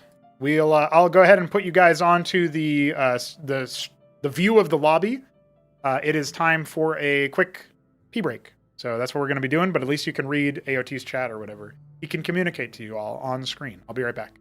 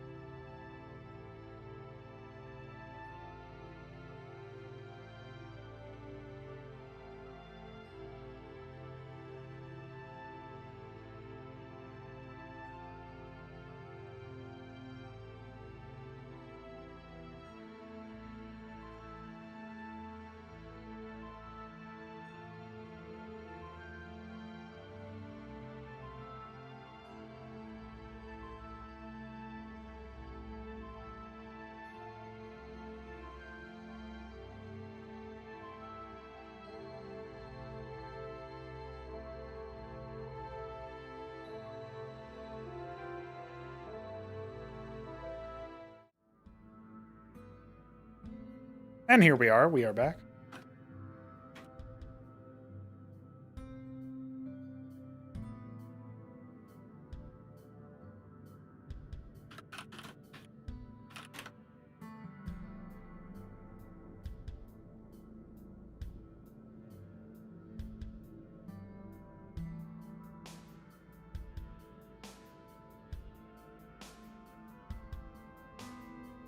Losing initial 8 quads is a bad mistake. If it's Zeth, he can keep them for backstab and buy more time for army. Yeah, that's probably true. That's probably true there, shopkeeper doggy. But I still think he would have been fine. All right, lads, let's get into a game number 1 between AOT and Kutyam fighting to face Hamster in the lower final. Let's do it up. So, we have here in the top right the... Ooh, I haven't seen this color in a while, but I believe this is the Magma Terran of Kutyam Supin, going for a Fulcrum opener, it looks like. And in the bottom right, we have the green Zerg of Art of Turtle, who will be seemingly scout. Yeah, look at that. He's scouting his opponent first. Listen, this is going to be a good test. I was just talking about how top right never scouts bottom right. And Kutyam wasn't watching the part of the stream because he was busy gaming versus Thunderslaps at the time. So he had no idea I said that. I will say, obviously we had some scuff start for this one because some people couldn't make it last second. But I do appreciate the fact that every match has sort of ended at the same time as like another match is ready to begin. Like I haven't had to make people wait too much. That's been pretty cool. That's been pretty cool. Some things have been pretty fortuitous here. All right, Zerg here starting to heckle you. So he sends one guy over. This guy's not a very good linebacker, this Mason. Come on, dude. Protect your man. Protect your man. He's being needle-spined. Oh!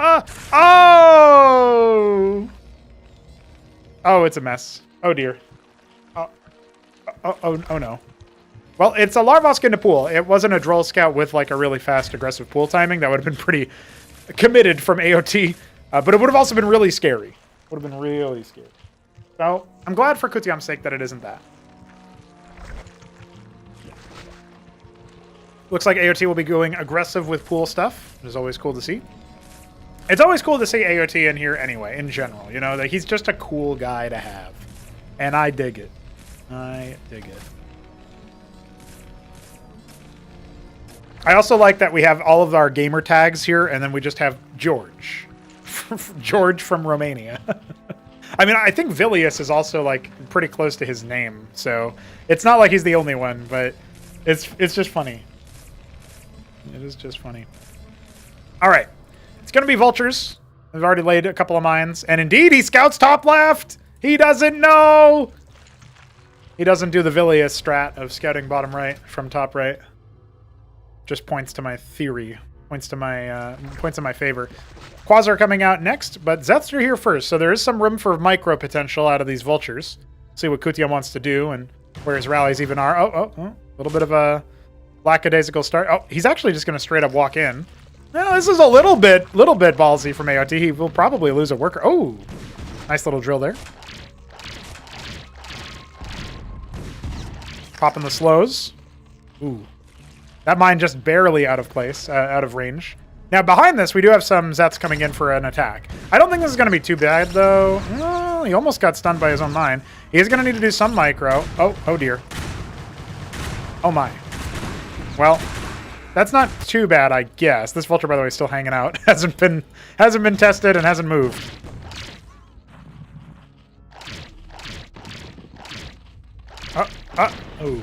Oh, man, so close to that mine.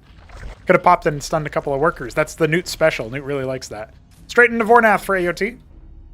No expansion coming just yet. The mine will scout that as well, which is very nice for our Terran player. Is starting to add in some Cyclops. I would not be upset if... Kutiam went for a star pad here. It does end up putting him behind, in terms of Vespene. He should probably just, sieve after his expand and then go into more fulcrums. But if he decided to go for a drop, I think AOT can be kind of weak to that. We've seen that from Aoud, for example.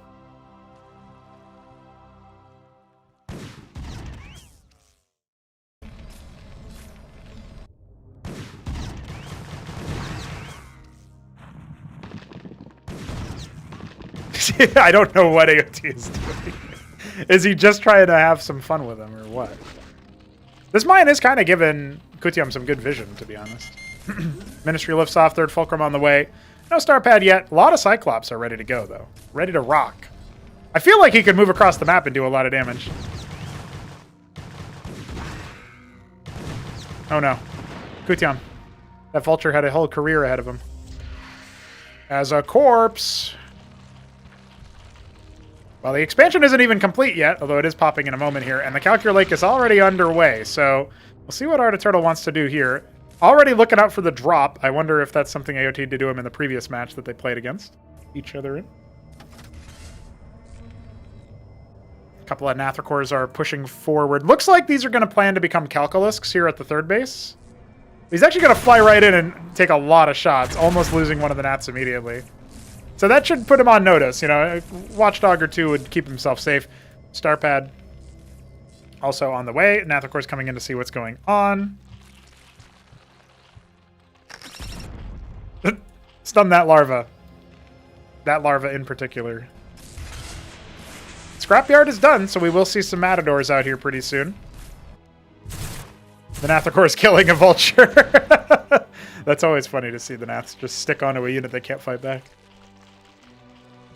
Very worker-oriented opener from our Zerg player. Up to 40 workers and going for a third base. Is that going to be other mineral only?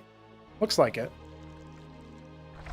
So he's going to spike up his minerals. He's going for the Calculusks. Doesn't have a lot of Vespene ready to rock just yet. The Watchdog is done inside the main and the natural. Good placements. Can't complain too much. A Trojan is on the way. Now, you got to watch out because the Calculusks can find an angle to attack the gas miners. And we don't have any Goliaths or anything, so it's all going to be Cyclops for anti-air. Looks like a Cyclops Matador mix drop might be in order, which I don't hate. For some reason, Kutiam's stabbing up towards 12 o'clock. He does also scout 6, and the Vulture will probably come up here and see that third base. Now, Watchdog is actually going to snipe away one of the Calculusks in exchange for 2 Masons. Not bad, but does need to get back on the gas pretty soon here. It looks like Kutiam might be thinking of a tier 2 timing, judging by his float. That's me being generous, I suppose. A lot of Zeth, a lot of Vorvs. Some more Calculusks are on the way with 14 Nathrakors. Man's committed to a lot of air units. Now, Cyclops are pretty good against that, and you can see Kutiam deciding, I'm going to fall back and just play defensive. He's seen that the Zerg is committed to a big army. And at this time, it's not abnormal for the Zerg to have a big army. But what we see that is abnormal is that the Zerg is a really good economy. And AOT was not punished for it, so the window to do so is seemingly a little bit closed. Is it locked and shut tight? That's the question. Matadors are going to try to break it open. See if we can do any B&E on the way towards a victory for our Terran player. Zerg is almost finding that Trojan unexpectedly and unintentionally. A little bit of star sense for Kutyam to push it down there. And he's going to cycle back. 4 Ovelots are on the way, so clearly big drops are going to be intended here. And the Cyclops are across the bridge. This is a really bad position for them to be in. They will not be able to evacuate cleanly. He should be going for a fighting retreat, kiting backwards with the Cyclops attacks. Matadors in small numbers are going to try to hold down the fort. A couple Blackjacks as well. Does he have anything else even coming online? Just more Fulcrums right now. A couple Matadors will finish up. And an attempted expansion at 6 o'clock is going to let Kutyam's drop be spotted out. But Art of Turtle has not paid attention to it. He did not clock that on the minimap. Only now will he show up and, well, he's just going to leave one. Oh, no. Oh, no, you should have unloaded them all, buddy. A couple of workers will be brought down at the end there, but that's pretty bad. That is pretty bad there. Only 2 workers going down for that whole drop, and the Trojan gets destroyed. Acestus has been erected over here, which makes a lot of sense. The Watchdog shimmies down to further protect the workers. All that I'm seeing makes some sense. Third base on the way. Vestry add-on on the 1. Stockade to make some clerics, maybe a shaman. But we have seen a float back up to 600-600, so I think tier 2 is on the way. Mass drops can maybe try to answer this. There's not a huge ground army here for the Zerg. His Shroud's done. AOT making some Zorius. And will we see that tier 2? No, not yet. Spending down some more resources. Matador's trying to take defensive positions. Cyclops are going to try to shred those Nathicors up top while the Matadors hold everything else off. And the drops, where are they? I guess they just dropped right on top. But the Cyclops are not quite sufficient to deal with the air threat. Remember, we did scout earlier 14 pairs of Nats, or 14 Nats in general. And we do have a 6 Zeth drop waiting to have the trigger pulled. A little bit awkward, like catching him before he's ready. Anseal's going down is expensive, though. Clark's trying to repair the Matadors. It's going to be a lot of armor. Shaman on the way. A lot of Blackjacks. Only the 1 Watchdog in the main base. And obviously nothing to defend versus the Zeths, which are still holding up here, just hanging out.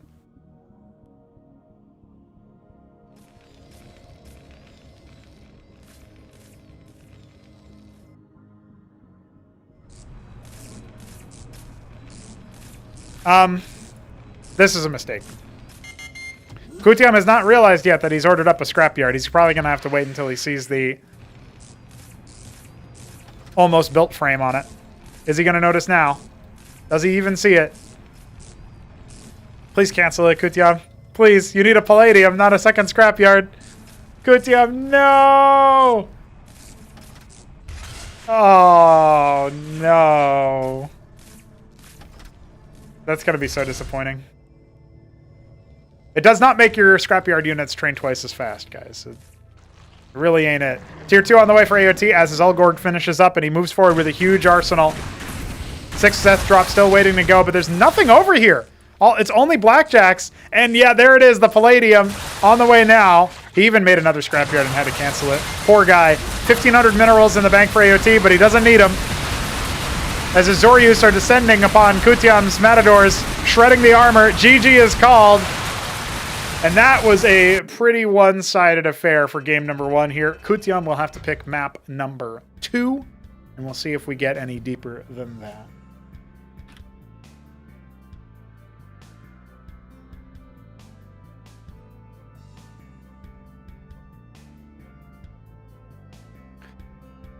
Yeah, Newt saying, that's an idea. What if I make 2 scrapyard and then I can train faster? I feel like if I did that, it would make the game super spammy.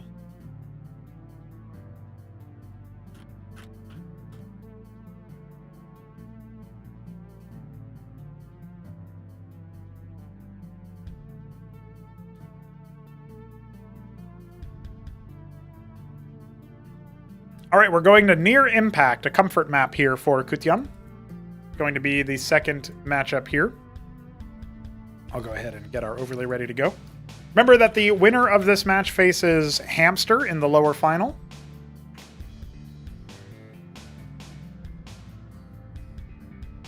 And the winner of that match faces Ayud in the grand final. It's all best of threes from here on out. This is where we separate the boys from the men, you know what I'm saying? Moving at quite the pace. Let's get into it.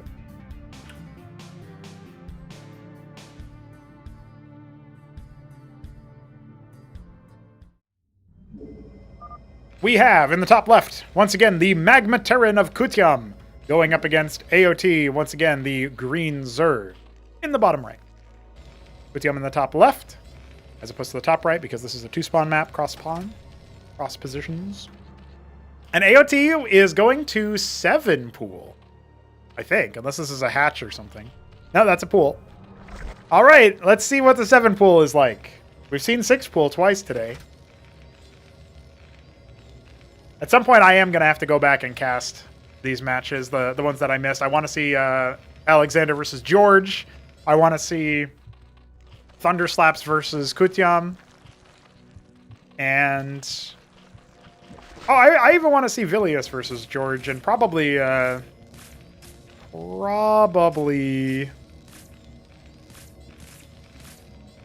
that Hamster versus Vilius one where he lived for 18 minutes off of Reclaimers, apparently. I don't know, something like that could be funny.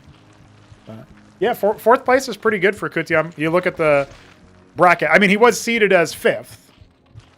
He made it over Doglived because Doglived had to bow out. He was seeded 3rd. But, you know, placing just about at where we expected him to is not bad.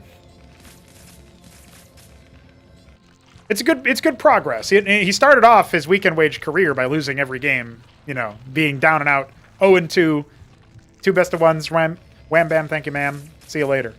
That was how his career, if you will, started, his time in the spotlight. AOT wants to send him packing, move on to 3rd place.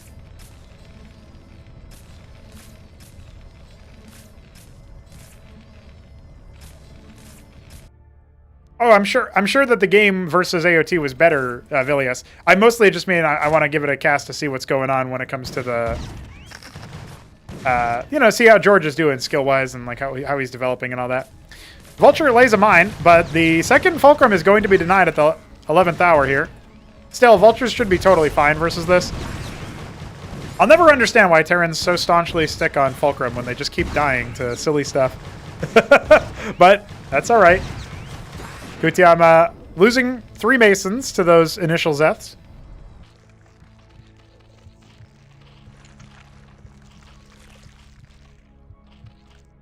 Six pool didn't really give him that much of a lead. Let's be real. AOT down to 11 workers. He's starting to draw up. The Vultures can move across the map and get some pressure. We just need a little bit of micro showing.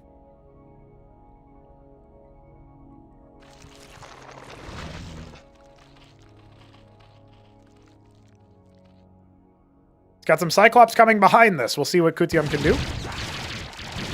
Trying to power through. He can insta-shot these quads down. The focus fire hasn't really been here for AOT. He's got no more military units coming, by the way.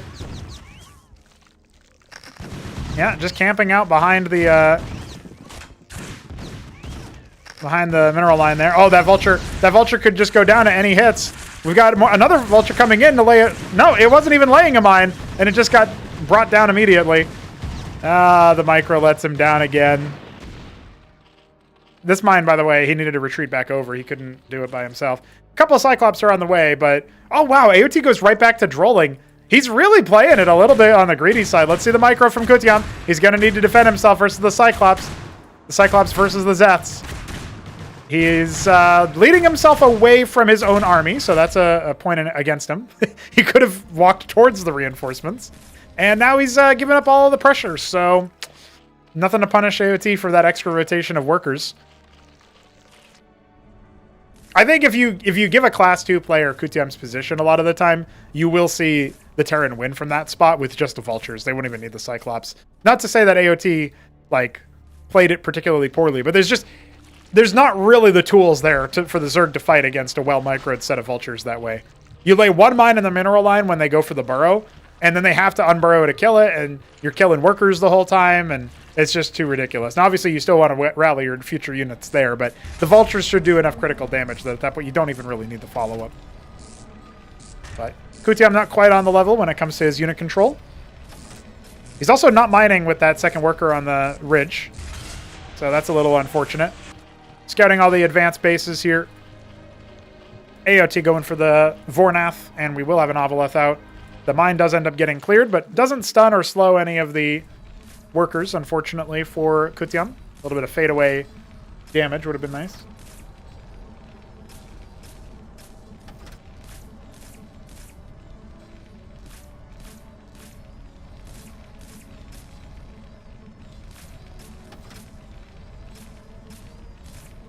I don't hate the idea of a couple of Matadors, but we do have that drop coming in. It's just 3 Zets. It's probably not going to be that big of a deal, especially if Kutyam just moves across the map and then, you know, has the 1 Matador defend. Of course, he's not doing that. Well, he's kind of doing that, I guess. But he's losing Masons in the process. Kutyam! No! I mean, at that point, just pull the boys and lose the 4 Masons and don't even bother. But he is moving across that. That's still progress. That's better than he has been doing. AOT scrambling to set up a static defense setup. If he can get the circuits online, he can maybe do something, but he can't really fight around them with the pool units. He's just going to get eviscerated by all the Cyclops splash. Let's see. Kutyam charges up the ramp. No circuits have even been begun yet. Now we can see him. Matador needs to be in front. Put the Matador in front. There we go. A lot of Cyclops splash. Going to hurt himself there in the process. He deploys the Matador. Well, I guess it'll have a little bit more armor, but that didn't last for very long. His split damage comes back to bite him, and that is a wrap. GG. Kutyam feels like he's been too far behind, and honestly, there was still technically play from that position, but I don't blame him in the slightest. He will bow out, and AOT will claim at least 3rd place. Still alive in the tournament.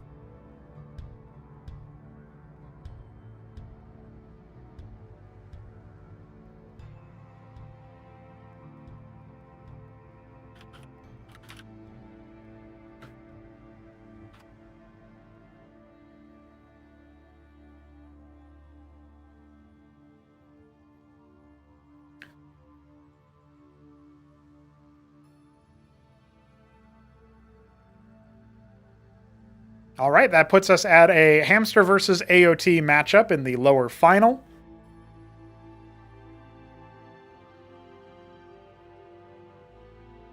We will go to German Nation.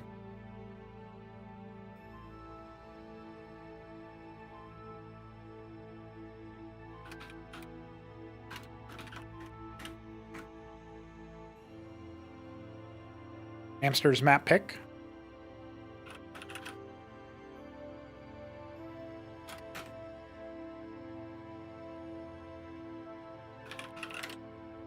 And now we're on to ZVZ, which will, of course, be interesting.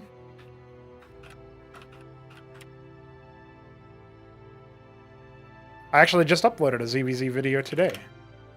Good times, good times.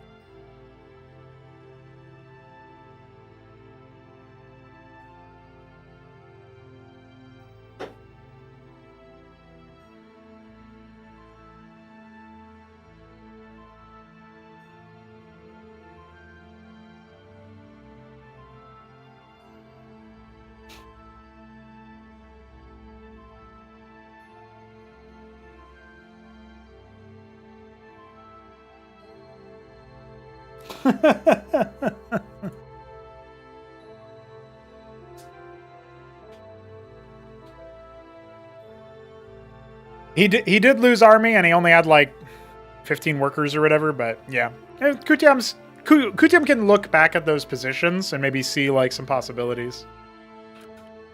But we are in a world where you gotta be cutthroat, you gotta be good with your micro, and let's see what happens. GLHFs are exchanged. Readies are exchanged. We're going into game 1 of our lower final here. It is time for Hamster, the Deep Periwinkle Zerg, who's already harvesting some Vespine, to go up against Art of Turtle, the green Zerg in the bottom right, who is 6-pooling. 6-pool versus Hydrith again? Will Hamster do the same hold that he did versus Thunderslaps? There it is. The pool already coming down. We don't waste any time here in Cosmonarchy. It's kind of wild. Let me think about this. So we had 4 Zergs in this tournament. I don't know how George played, but Thunder Slap 6-pooled Hamster. Hamster followed up with his own 6-pool against Ayud 64. And that game turned into a win for him on Battle Spectre. Then the reverse sweep kicked in. And now Art of Turtle has 6-pooled twice. Once versus Kutyam, and now once versus Hamster. So 3 out of 4 Zergs have 6-pooled. I just want to point that out. And we will have that Hydrith opener for our favorite for the series, our Hamster. Will AOT have the balls to... Say the 6-pool works, right? Will he have the balls to 6-pool a second time? It's a possibility. There's the Kagrant. Try to pull your boys off the mineral line. You're really taxed for resources when you play this build. So, feels pretty good. 3 pairs of Zaths coming. Doesn't look like he did the larva trick, by the way. So, there's room for even more efficiency with this build from AOT. He's actually going to finish the Circuit. Okay. Well, this is kind of awkward now. I mean, yeah, I think Hamster's kind of miscalculated. The Circuit alone is going to win this. He actually targets the other Kagrant immediately. That's pretty legit, honestly. But he could be targeting down the Hydras. Okay, maybe I was a little bold for saying the Circuit alone is going to win this, but... Oh, just in time. Hold on. Dives onto the Hydra in the middle. He can go straight for the one in the back. It's only got 12 HP. Dies immediately. The last of the Hydras is dead. AOT's done it for sure now, buddy. Ain't got nothing left. Popping the eggs on the hatch. Oh, Hamster, no. GG. I love it. I love it. I don't love that Hamster just went ahead and let the Circuit finish, but I love that AOT punished him for it. I can't believe it, dude. I can't believe it. You know, I want to point something out. Art of Turtle cannot see shit on a desert tile set. And Germination was a desert map. And that's the second time I've seen people pick a desert map against him, and he does some wild cheese, and it wins. And he's just out of the game in 230, 231 in this case. I just wanted to point that out, because that's becoming a trend. I mean, it's totally fine, and in my opinion, it's totally fair game for you to, you know, pick a desert map, even specifically target him. You know, like, there's things that he can do to not suffer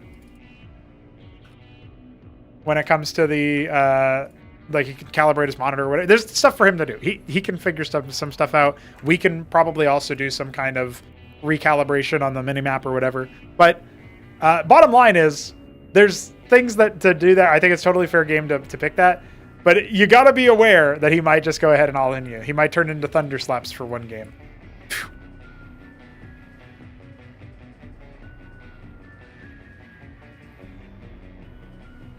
AOT can't see on a desert map. It's a mini-map issue, I guess. He can't see the mini-map specifically.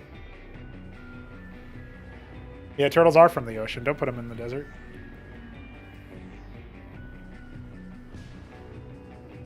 Ladies and gentlemen, it is time for Game 2. Record time, I know. Here we are in the bottom left of Blackwater Bastion. This is AOT's map pick. Hamster, the Deep Periwinkle Zerg, going up against AOT, the Green Zerg.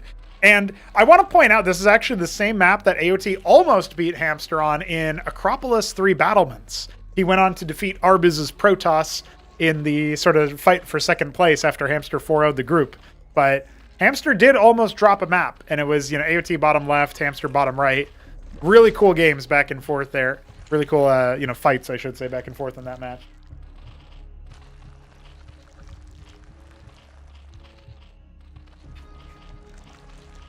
Love to see it.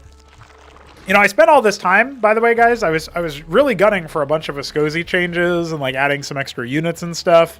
And I'm not entirely sure, but I think all of the matches that the Viscosi featured in today, because Doglivs couldn't make it, nobody, Hit 'em Up didn't show up to play random, so there's no chance for him to roll it. And Alexander played 3 games. I think at least 2 of them were over before any tier 2 could have even happened. Maybe the one versus Kutyam. He might have been able to defeat the you know, get up to tier 2 and then before his defeat. But I just wanted to throw all that out there because I think it's interesting Their first debut is maybe a little bit of a whimper, but that's all right. That happens sometimes. They're just a regular fixture now. They're part of the scenery. All right, so pool aggressively from Hamster. AOT a little bit more conservative. He's going to have his Larvosk up for much more longer. Well, maybe not much longer, but he is going to go for more Drolls. No scout from either player either on this 4-spawn map. And then instead, Hamster's going to go for the Zeth scout. His first pair of Zeths is going to scout the close positions. And then the Quads are going to be ready to move out from there. Going to have a second Larvosk here at the extremis of his base, and yeah, we'll see what AOT wants to do as the follow-up. Looks like an Ovaleth. I could see him going for a fast Ovaleth to scout and see what's going on. It's interesting game theory. There's the Kagrant coming in for the same sort of extra Larvosk. Quads on the ramp and the Zeth scouting around. AOT going to go in the wrong direction with his Ovaleth at first. A lot of Zeths just popped for AOT, though. So we're not going to see any aggressive... Like, Hamster's not going to be able to do anything about that. And his Zeth didn't dodge. He wasn't really on it. So he didn't, drag around here and try to get, information. So AOT fortuitously just kind of bops him immediately. And looks like the Zeths are going to be moving in from the, looking at the right direction here. The Ovaleth confirming nothing in top right. The Quads on the ramp. It's only 6 of them, but he's got 5 more coming. I think he's fine. And I love that he's aggressively posturing with it as well, knowing that he's got reinforcements. Pops one Zeth immediately. And the Ovaleth is now moving in that direction, so it could end up scooping up some of the Zeths from AOT. It could also just as easily feint that. I don't know. We'll see. We'll see. Shroud coming for Hamster.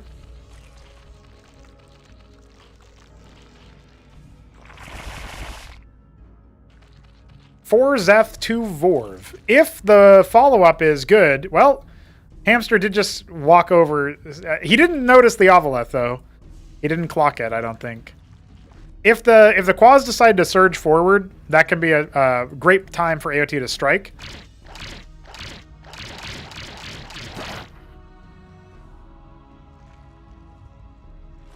But it looks like he wants to just put himself in a position now. Honestly, though... Okay, he is going to go for it. The Quads are pretty close by. I don't think much damage should be incurred here. And it is kind of committed to add the Vorvs to the drop, and it also shows what your tech level is at. Not a single Droleth killed. Good little cycle back there. He lost 2 Quads for that. I mean, not at all really the return on investment that AOT was hoping for. Still has more Drolls. Going for the Calcure Lake on the 1 base. So we're going to have to see if the Lake can offset the cost of having, AOT Calculusks raining on his mineral line parade, or look at, obviously the fact that Lake has worked pretty well versus ground would lead you to believe that they're good versus Lyrilusk, but there's already an Ovaleth for detection, so I'm not saying anything yet about who's going to win the upcoming fights or whatever, but I think that AOT still has pretty good tech options here. If Hamster just wants to play defensively and try to scale up the economic ladder, he scouts no expansion here. He should be in pretty good shape in that respect. But AOT can choose to go for an expand at any time. So I would say, the longer the game goes on with no expand from AOT and this heavy committal into a more aggressive push, the more I like it for Hamster. But now that Hamster's moving out with the Lake is in tow, this makes me feel like, okay, we need to see a hold here. He's got a lot of Quads ready to defend. So at least there's that. Only got 2 Lakes. Ovaleth on both sides. Yeah, he's going to go ahead and burrow, try to get some good damage done. Leapfrogging him forward is a good move. Calculusks announce their presence. Qua's just kind of reposting the initial Zeths. Pop goes the first Lake and he suicides the Ovaleth, and I don't think that was intentional. I think that was just sort of a mistake. A lot of splash damage there onto the Quads, but there's just not enough to finish the job. And so AOT definitely has more potential here for more economic disruption of his opponent. He puts down his hatch. 7 worker lead so far for Hamster. He's adding a couple more static defense structures in the process. He knows he needs Spraiths to cover pretty much everything here. And he's also got some anti... Oh, that's actually going to be an anti-air. I think that makes sense. You just want the Spraith down, but it is getting focused. It's only Spraith's coming. He's actually trying his best to hold the ground with his own ground. I think that does make sense. Got a Lake is burrowed over here. I love it. Ends up losing that one extra as more Lake has come down to rip apart the Zets. I don't think AOT expected every one of those Kagrins to turn into a Spraith. I don't know if he clicked on him to confirm. You can see the wireframe change. So double Spraith now in the natural, and the main base has a single one to deal with any calcs that try to go after workers or Larvosks. Consolidated defense situation here, and some Nathacors end up getting bopped off of the rally, so that's pretty good. Zorius is out. Yeah, I think Hamster, since he held that aggression, he's in a pretty good spot. Has a better army, has a better tech for sure coming with the Elgorg. A Hydra then is complete. Macro hatch. I wonder if we're going to see like Iziracors as like the pseudo splash, or if we're going to see AOT double down onto the den and upgrade it up. Yeah, this is a lower final match, just to remind everybody, since I see chat typing stuff. Winner of this moves on to face Aud 64, who awaits in the grand final after 2-1ing Hamster in the upper final. Hamster looks good to mount a comeback in this game, but it's not over yet. AOT has a 5-worker deficit, got his expansion down way slower than Hamster did, but he is going to go for the ski back. So probably what we're going to see here is some kind of Teth-oriented opener or transition point. However, it is a lot more expensive than AOT may remember.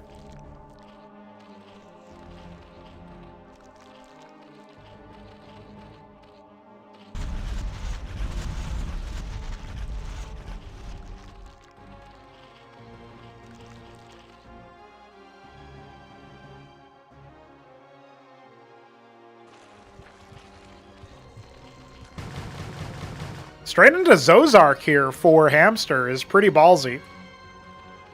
I guess he's probably going to be going for Zarkavra. It is a pretty expensive set of units to make, but he's got a huge mineral bank, so he can definitely afford it. Yeah, you can see the Gorgs coming. He's also got the Escagant to get extra gas from his ridges. He effectively is on 4 geysers right now in terms of income, and he puts down his third base. AOT sees it. I am liking this game for Hamster. I find it really hard to believe that AOT is going to be able to handle it. We just do not have enough, Armor End mixed with Hydras. We don't have any Zobrialisks, which are pretty good against the Zark. I guess with enough Lyralisks, you could do something, because they do that splash attack. But instead, we just have a horde of Bactals being made, and I mean, I guess if there's not that many Zarks, we can still see Bactals helping. Hydrobactyl can fight it in small quantities. But even 3 Zarks are going to be pretty difficult to deal with, especially since they'll regress. We're still at tier 1. Slightly off-center hatch, going to be put down at the third base here on Blackwater. BDB maps eating good today. Seeing a lot of them.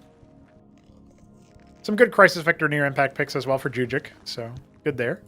Punch Drunk, also Jujic support. So the ground game is actually going to be kind of dangerous if the Lakes aren't with the fight. But AOT might be playing into his opponent's hands by trying to attack the third base. That's where the Lakes have relocated to. We don't have any... Well, we have 1 over here in the natural. More Zarkavra on the way. This is going to be a pretty difficult thing for AOT to deal with. He's making some Teths. They can help out a little bit. They don't have their armor pen on their secondary attack, though. So that's definitely going to hurt versus the Zarks. 280 health and 3 armor. To be fair, the same Bone of Reflection here for Zark is also nerfed in the frontline aspect of it, but not really that much to worry about. Instead, it looks like AOT wants to play a little bit more on the defensive side. He sees his opponent kind of turtling up. What does AOT want to do next? Oh, Skiths! Okay. If he can get to a critical mass...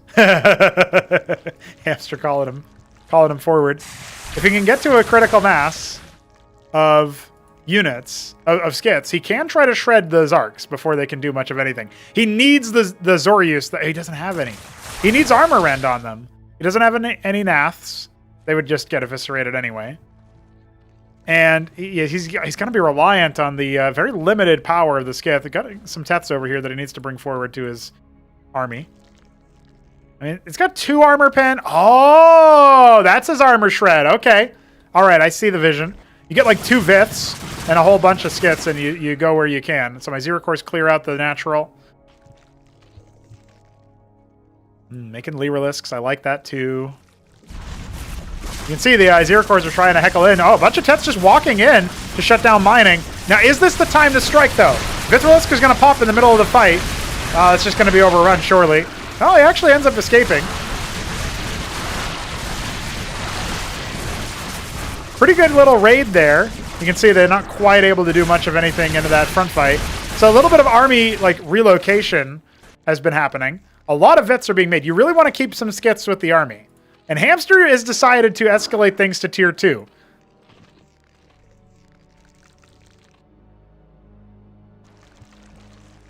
I think with like Vith, Skith, and having the Bactyls, even some Calculusks here too, the splash damage is going to be pretty good.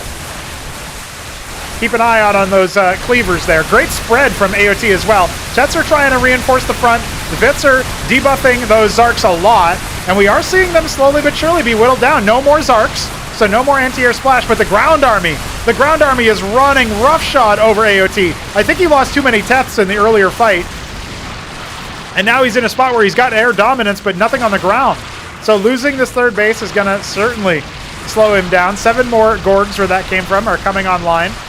He's got a lot of Zets being made, but just nothing left to deal with what's in front of him.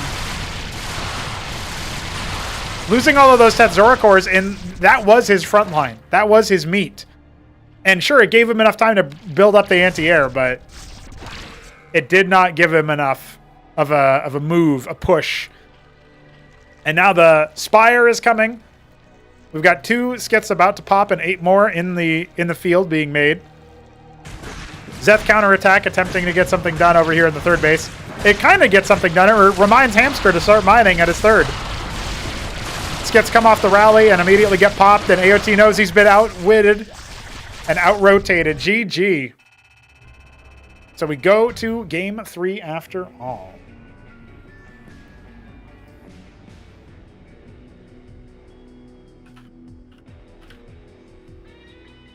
Which will be selected by Hamster, of course.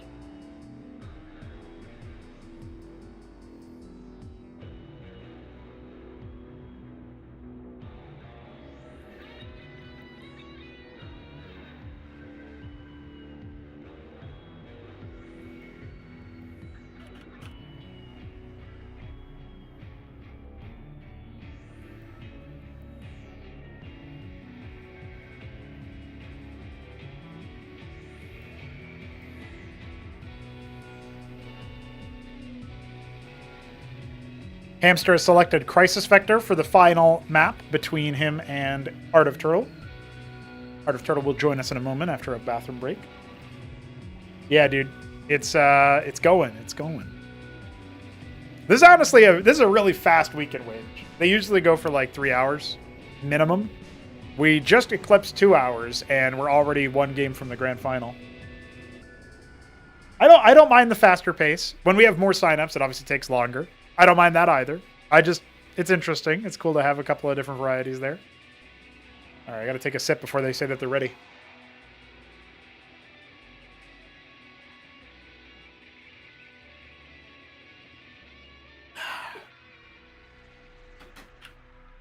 we go. AOT is back. We're getting into our final game of ZVZ for this round of play for this weekend wage. And AOT is back to Japanese Violet in the top left. Hamster in the bottom right is the Midnight Green Zerg. And this looks like a Hydroth opener again, while AOT is going for a standard Larvosket and a Pool Kagrin Larvosket, or a Kagrin Pool Larvosket. Got it eventually, guys. Got it. If you've been enjoying Weekend Wage, I encourage you guys to throw down some money at us or just join our Discord server. Sign up for the next one in 2 weeks from now. Good idea, good times, good epic. Very cool stuff. Hydroth from both players, interesting, okay. Yeah, it's really interesting to see the development of even like the Zerg mirror. But I will admit, a part of me does wonder: are we going to get a lot of people playing mirrors that much? We added a 4th race, which makes mirrors just a little bit less likely when you have more people playing different races. So I don't know. It'll be interesting. You know, back in the day, I always used to say it would be great to have one of each race in a group in battlements. We can't do that anymore. We have 4 races in the game, which is so epic to see and so wonderful to be able to say. And sooner or later, you know, by the end of the year, planning to add that 5th race and have it in the same sort of demo state by Q4 2026 here for you guys. And sort of similar to how the Ascozi were. A complete battery of Tier 1, a little bit more cleanly articulated, probably better in terms of visuals as well. Hopefully we can get some good models done for them. It's exciting to see that kind of thing. So that's all I wanted to point out and say.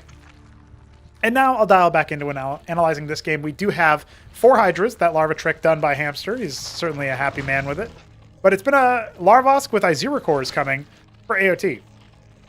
So this one's a little bit tricky.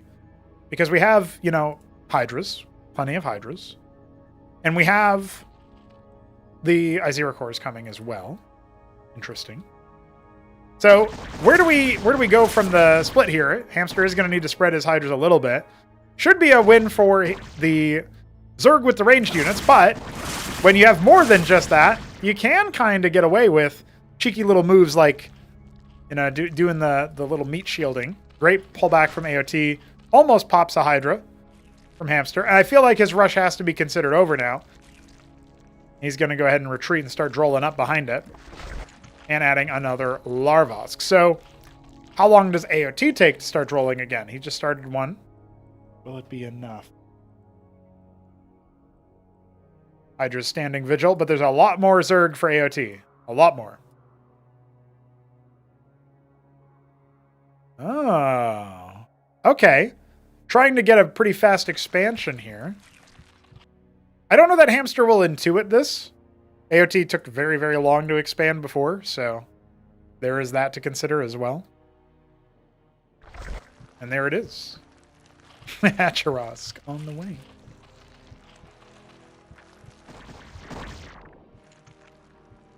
Yeah, in Blackwater Bastion, it took a really long time for AOT to expand. I don't know if Hamster's going to be ready for the fast hatch. The Izira cores just kind of shove off. And look at this play from AOT. He pulls them back. They're out on the map. It's like when a vulture slips the net versus a dragoon in StarCraft 1. You have to really reconsider where your army's going to go. But Hamster decides to just pull back to the middle for now. He has an Izira core in that Ovaleth. Looks like he's waiting to get a couple more. Yeah. It's going to be a triple Izzy drop. Okay. It's 6 Hydra versus 7. Obviously, we know which one wins, but... yeah, he's forced the Izira cores back, and now he's going to cycle away. Good spread damage there. Good bounce damage. Kind of bruising him. Hamster's kind of trying to bait AOT's army away from the natural. But if, you know, this drop will take a little bit of time to really speed up and take shape. Droleths, in the meanwhile, can be made. And look at that. A very fast ski backed on the after the hatch pops. We still don't have an expansion for Hamster. He's setting up for one now. So it looks to me like he will be putting that down. Yep. And he pops in here just in time to negate that. He's forcing action from AOT. Doesn't quite kill the Droleth, but gets pretty close. You know, 2 shots would have done it. This is probably going to be a Khaz'trith here. But yeah, he's keeping him in tow. He's keeping him interested and has to cycle back. And, you know, at some point, Hamster must think to himself, I've done it. And AOT must think to himself, why is he still attacking me? I clearly have more units than him. And then the drop comes in. Denying mining time is a pretty good win. Scouting the ski back, also pretty helpful. It looks like the Ovaleth is going to be kaput. Ooh, 4 HP, no way. And one of the Izira cores is just going to saunter backwards as the Hydras try to take down that circuit in the front. It wasn't a Khaz'trith after all. Down it will go. More Hydras in the front to help out as well. Is that drop going to come back in? Not yet. An Izira core running all the way in, but not quite able to do much. Yeah, I think this is still a win for AOT on the military side of it. Can't quite overwhelm him. Didn't focus down any of the Izira cores. Remaking the circuit, it didn't end up popping. And the Avaleth will also return home. Same worker count, though, and Hamster's starting to mine. He might have gotten himself into some kind of economic parity. I'd still favor AOT. He's got the tech development, for example. But with Hamster's control, he might still be able to do some good stuff. He comes in and scouts an empty mineral line in the main base. So right now, Hamster has a superior economy. Shroud on the way. How soon does AOT reset his mineral harvesting? He's going to need to waypoint further workers over here. I guess the idea is that he's got more larva production in this position, so it's easier for him to remax on this side. Makes sense. So long as his rallies are in order. Shroud halfway complete for Hamster means that we will be seeing some more advanced tech come. I don't know. I mean, right about now, I'm looking at the Hydra stack, and I'm thinking to myself, yeah, this is a lot of Hydras. His opponent is in a pretty good dug-in position. A Larvos got the natural, not a Khazidrith. Probably it'll be a while before we see that. A good defensive force multiplier there. And when you get Ireleth tech at tier 2, it's a good offensive force multiplier. Hamster knows all about that. Hey, that's cute. Little Kagrant shuffle.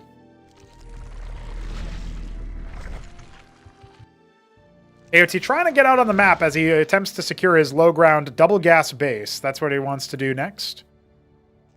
Deciding not to bother with 12 o'clock right now. Bactylisks are starting to join the picture. I think this Hydra count is way too much for AOT to deal with, though. He does need to double back to his defensive position. His Bactyls are out on the map. Hold on. Is Hamster just going to go for the jugular here? I think the answer is yes. His Izira cores are tearing through what AOT has, and they can get loosed on the mineral line, and they will.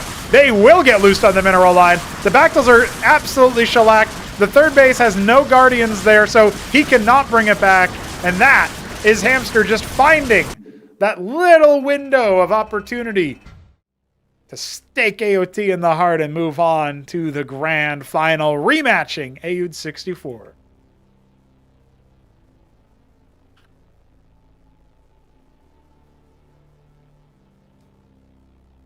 Not really a huge opportunity to get much done there. Poor guy.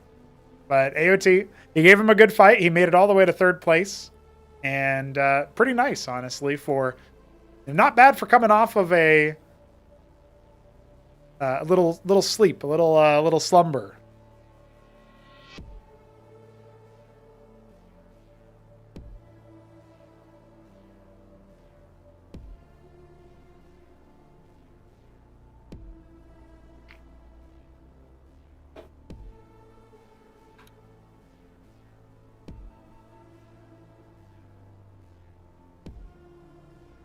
Going to punch drunk for map number 1.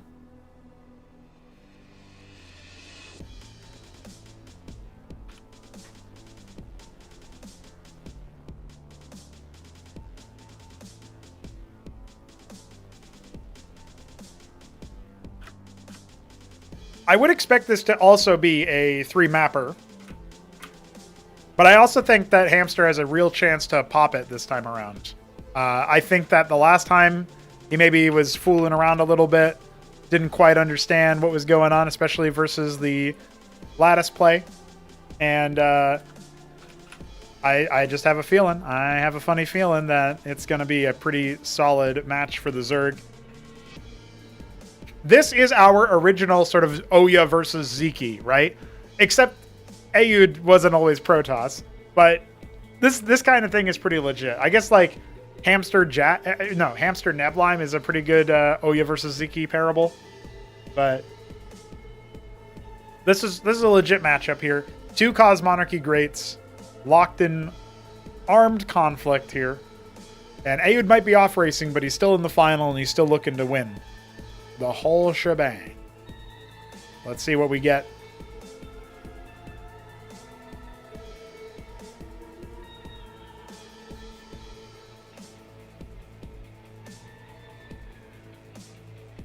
Our players are ready. We shall begin. Aoud 64 selecting Punch Drunk, a port of knockout done by Jujic.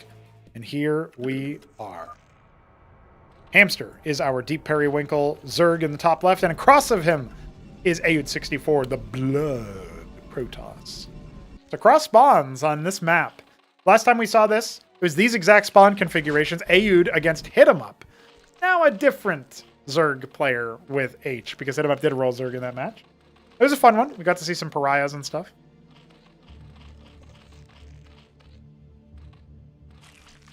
Actually, the more I think about it, I think Aud was in Hamster's spot, but you know. It was still cross spawns, I'm pretty sure. Gateway open for him. Not going to go for the lattice just yet. He wants to play it out. He wants to see how the gateway open does him. And whether or not he wants to fiddle around a little bit with Kabbalist play in this game, we'll have to find out together.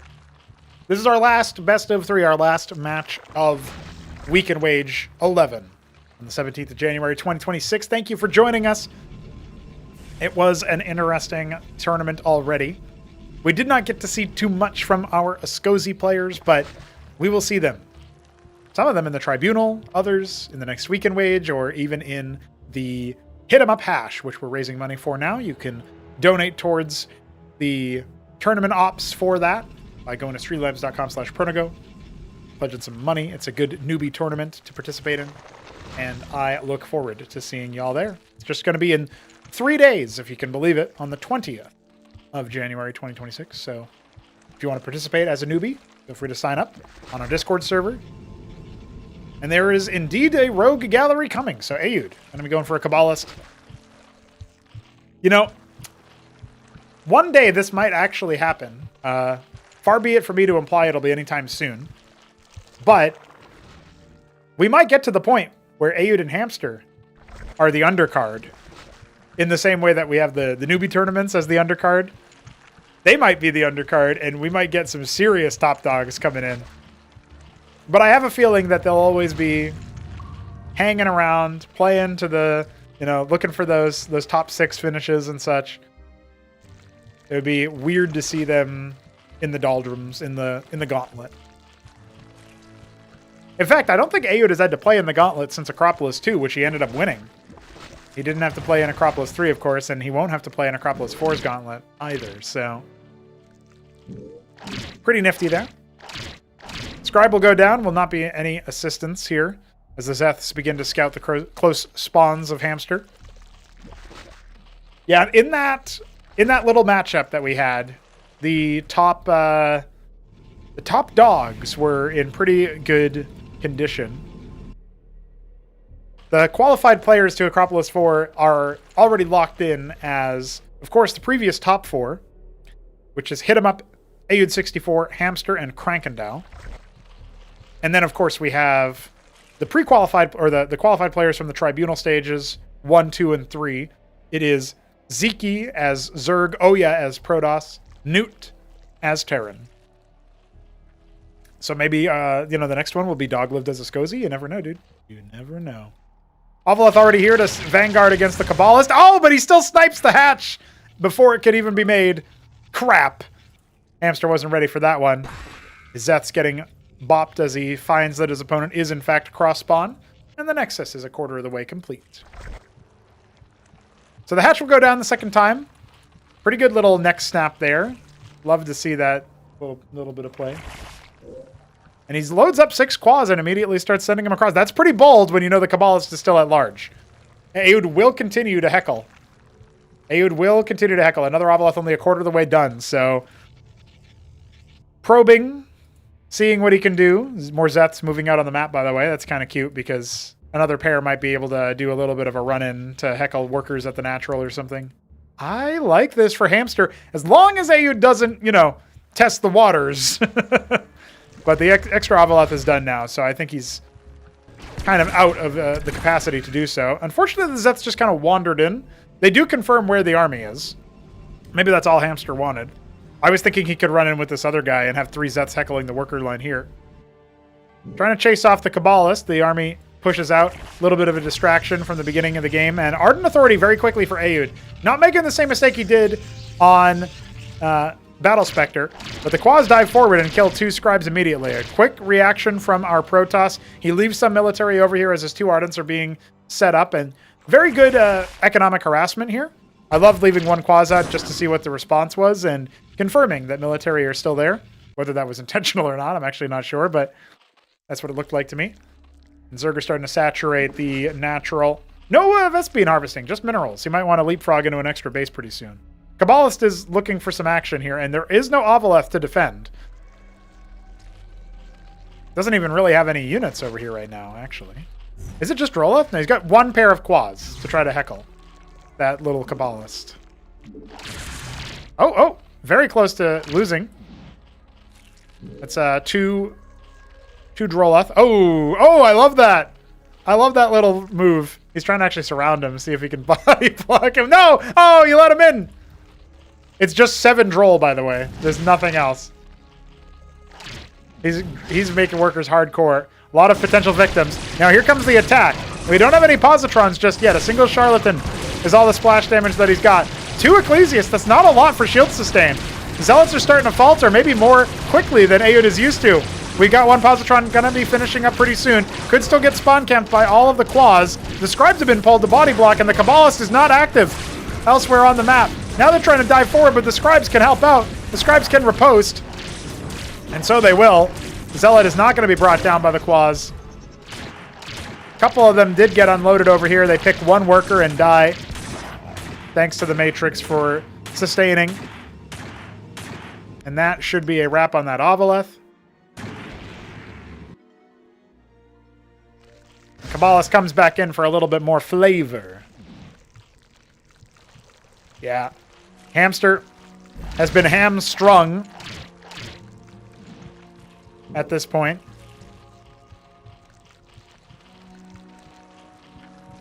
Still even on workers after all of the economic damage, after all of the attacks and stuff. But he's got a huge float. He's waiting on the Shroud to finish. I'm sure he's going to go for something else. No, not again. Man, the Kabbalist is just filthy. Aod is a little too good about his pre-positioning with it. Hamster could have responded a little bit better. And that'll be a wrap finally for the assassin.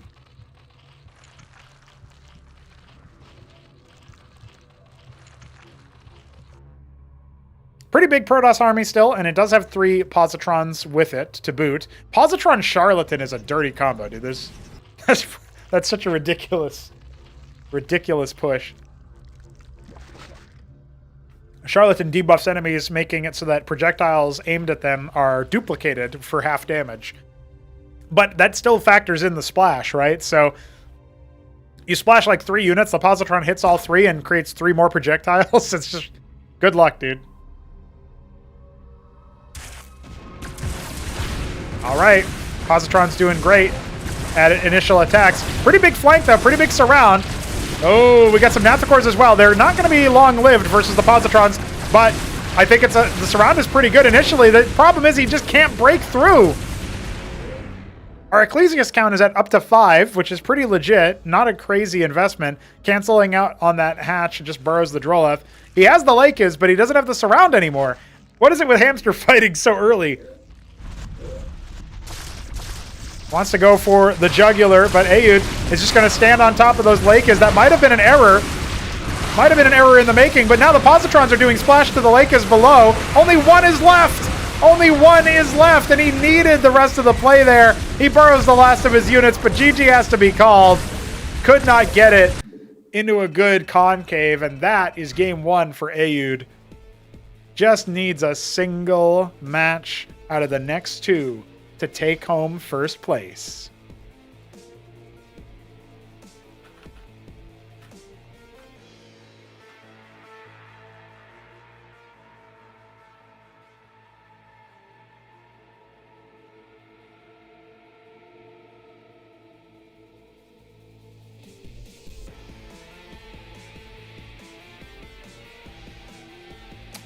I think the biggest problem with that engagement for Hamster was that when he went to defend his natural choke, he had the Lakes in a fine spot, but his Zoryus were right on top.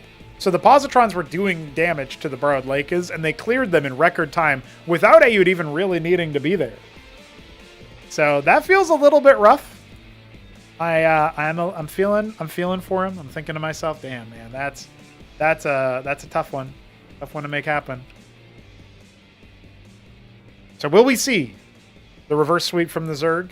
I was saying Hamster could do it, Hamster could take it, but that last game did not look himself. Now he's on his own map pick of Near Impact for Game 2. So let's see it in action.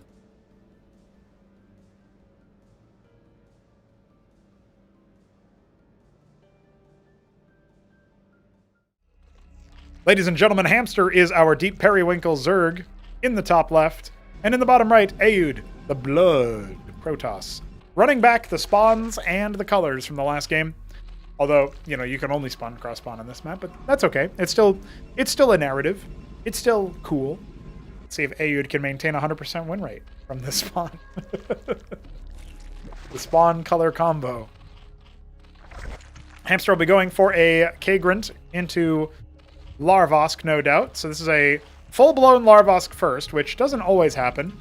And it's on a 2-spawn map as well. This is where you can get kind of aggressive, but Aud just wants to play it out fairly bog standard. Looking likely that he's going to be going for maybe like a Legionnaire start here, since he's not mining any Vespene yet. He's worker scouting, so we will see this strategy from Hamster be revealed. And I'm guessing this is a Larvosk into Den? Judging by the Vespene. He wants to get off of pool units pretty quickly here. So much so that he's not even going to have any. I don't know that I like this quite yet. Shambler in the chat saying it's better if Ascozi underperform than overperform in their first time through. Yeah.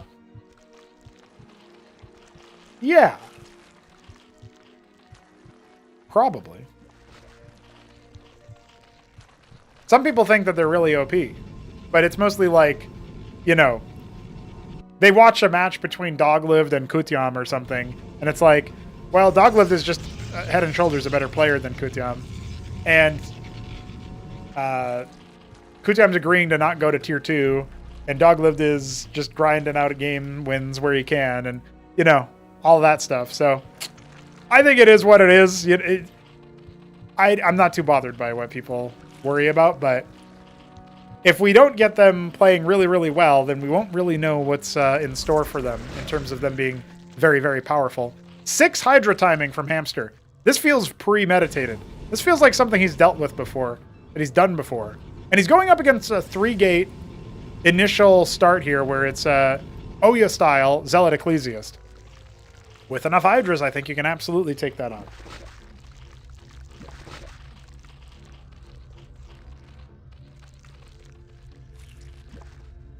Helios is asking about tiers. Yeah, in terms of tiers of tech, you can effectively think of it as having 3 tiers. That's what they're formalized as. On the Protoss tech tree map, it says that there's 4 tiers, but Protoss don't really have the same tier system as the other races, because they don't have to tier up with one megalithic structure. They don't have a monolithic approach like the Zerg and the Terrans do, where they build a tech node similar to like Warcraft 3 or something. Now, targeting down the Ecclesiast makes sense, but Aud's getting right in his face, and that's going to allow him to get that shield restore. Really trying to hunt down the individual Hydras. Not going to be able to do it at the end there. I'd say a pretty successful early trade. You know, 1 Hydra for 1 Ecclesiast is actually better resources for the Zerg, so works out there. Scribe hasn't been exfoliated yet, and the Ovalith is now on the way to potentially do some kind of Hydra elevator play. Looks like Aud will be going for an expand soon, judging by his mineral float. But we have 6 Hydras again. Expand for our Zerg. A 7th Hydra and 3 more on the way. The Ecclesiasts are what give the Zealots a lot of life here, particularly versus the Hydras. But the Hierophant will pose a problem. You just saw it there. Slow down the Hydra. Allow the rest of the Protoss army to catch up to it and finish it off. So we are going to need to see some kind of heavy hold. Zerg still fielding Hydralisks en masse versus Protoss. All is right with the world.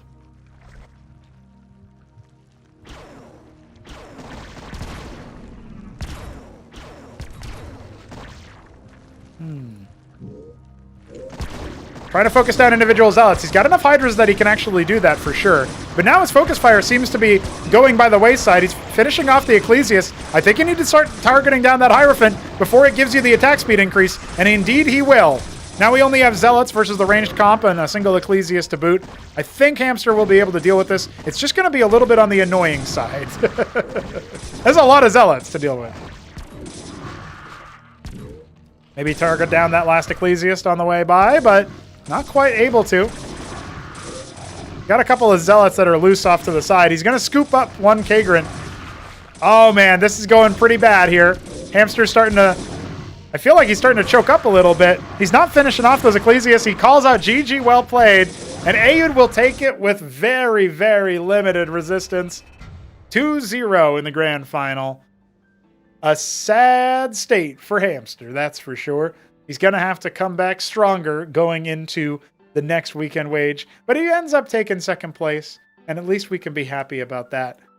I think the Hydra play had some legs, but he definitely got overconfident, perhaps, in the mid stages of that. Ecclesiast. It's probably like unfamiliar to him fighting Ecclesiast with Hydras. That almost never happens.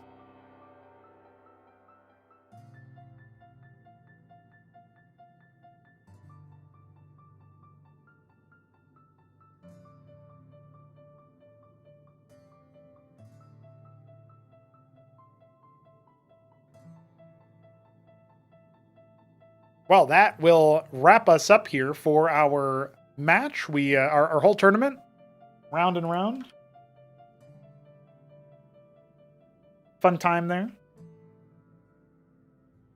Oh, you're asking about player rankings, Helios. Yeah, so we have 4 classes of player. That's what we do there. It's class 1, class 2, class 3, class 4.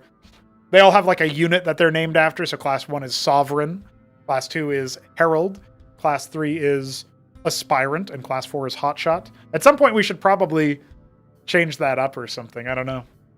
But if it keeps changing, then maybe it's not as cool. I don't know.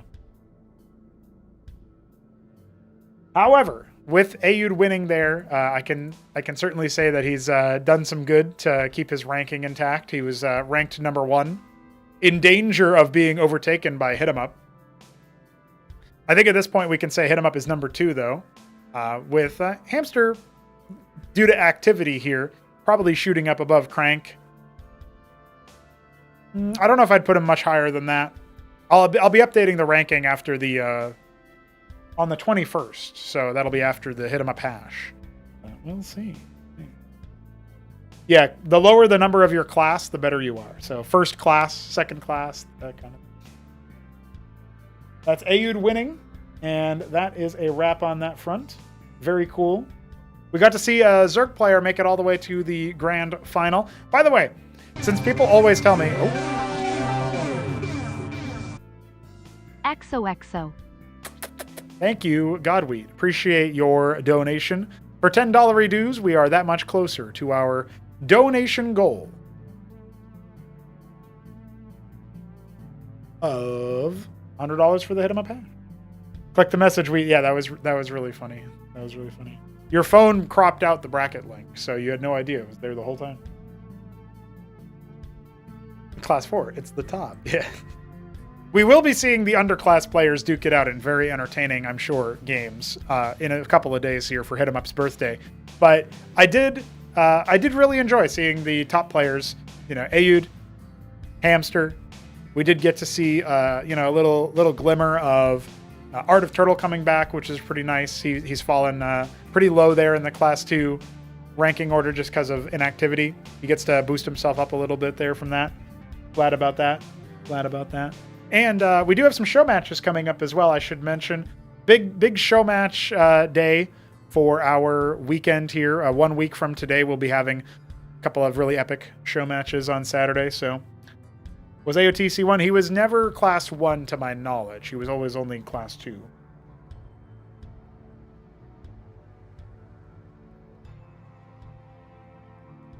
You can see the current rankings here. I'll go ahead and drop a link. But definitely something that you gotta take with the understanding that they are going to be updated in 4 days. So some people will be moving around. I think we'll be, like I said, Hit 'em Up is likely moving up to slot 2 in that ranking above Zeke and Oya, displacing him down a little bit.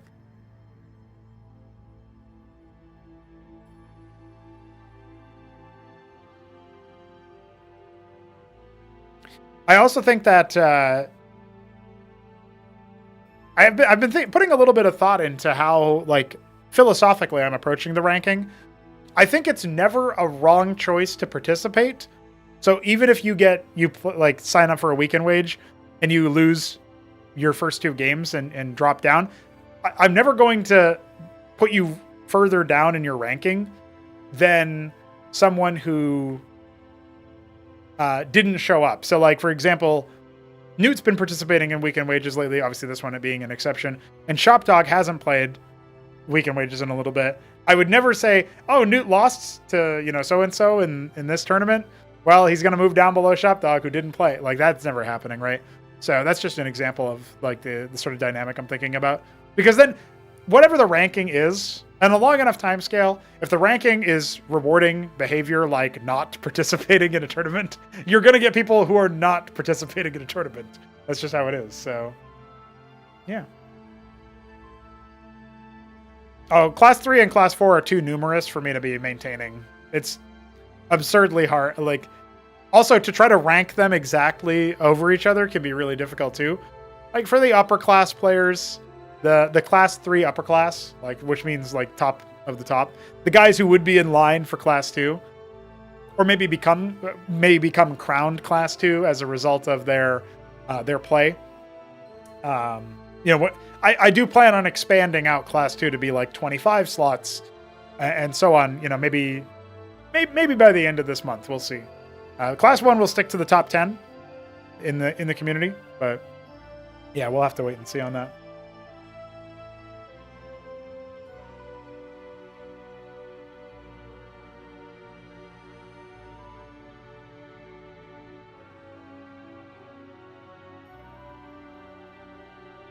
Wonder where Cosmonarchy players rank in Brood War. Aud was low S rank, I think. High A rank, low S rank. Hit 'em Up was the same. He's always S rank. So he's a little bit higher up than Aud. I don't remember where Newt plays, because he did play. And it's been a while for some of the other guys. Like Newt Dog haven't played in a while. Crank hasn't played in a while. I don't think Hamster ever did. I think he comes from Starcraft 2. But not Ladder, which is interesting. Shambler never played competitive RTS before Cosmo. I think Arbuz played like Age of Empires, but I don't think he played 1v1. Nebline was A rank as Terran, I believe. I'm pretty sure he was playing Terran. It's weird because he's a Protoss player in my head now for like over a year, right? But not quite. Almost 2 years actually. Maybe Doglived was B rank? Can't remember. I think Ramen was A rank. But, like good, solid skill, but not creme de la creme, right?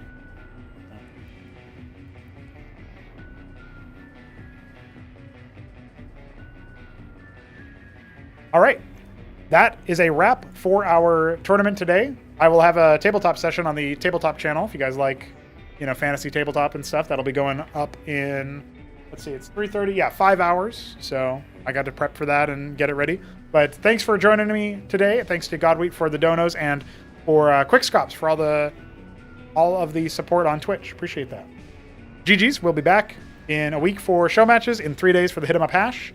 Probably before, or rather after that, in between those two things, I'll probably do a casting stream or whatever. But I will see you guys then. Peace.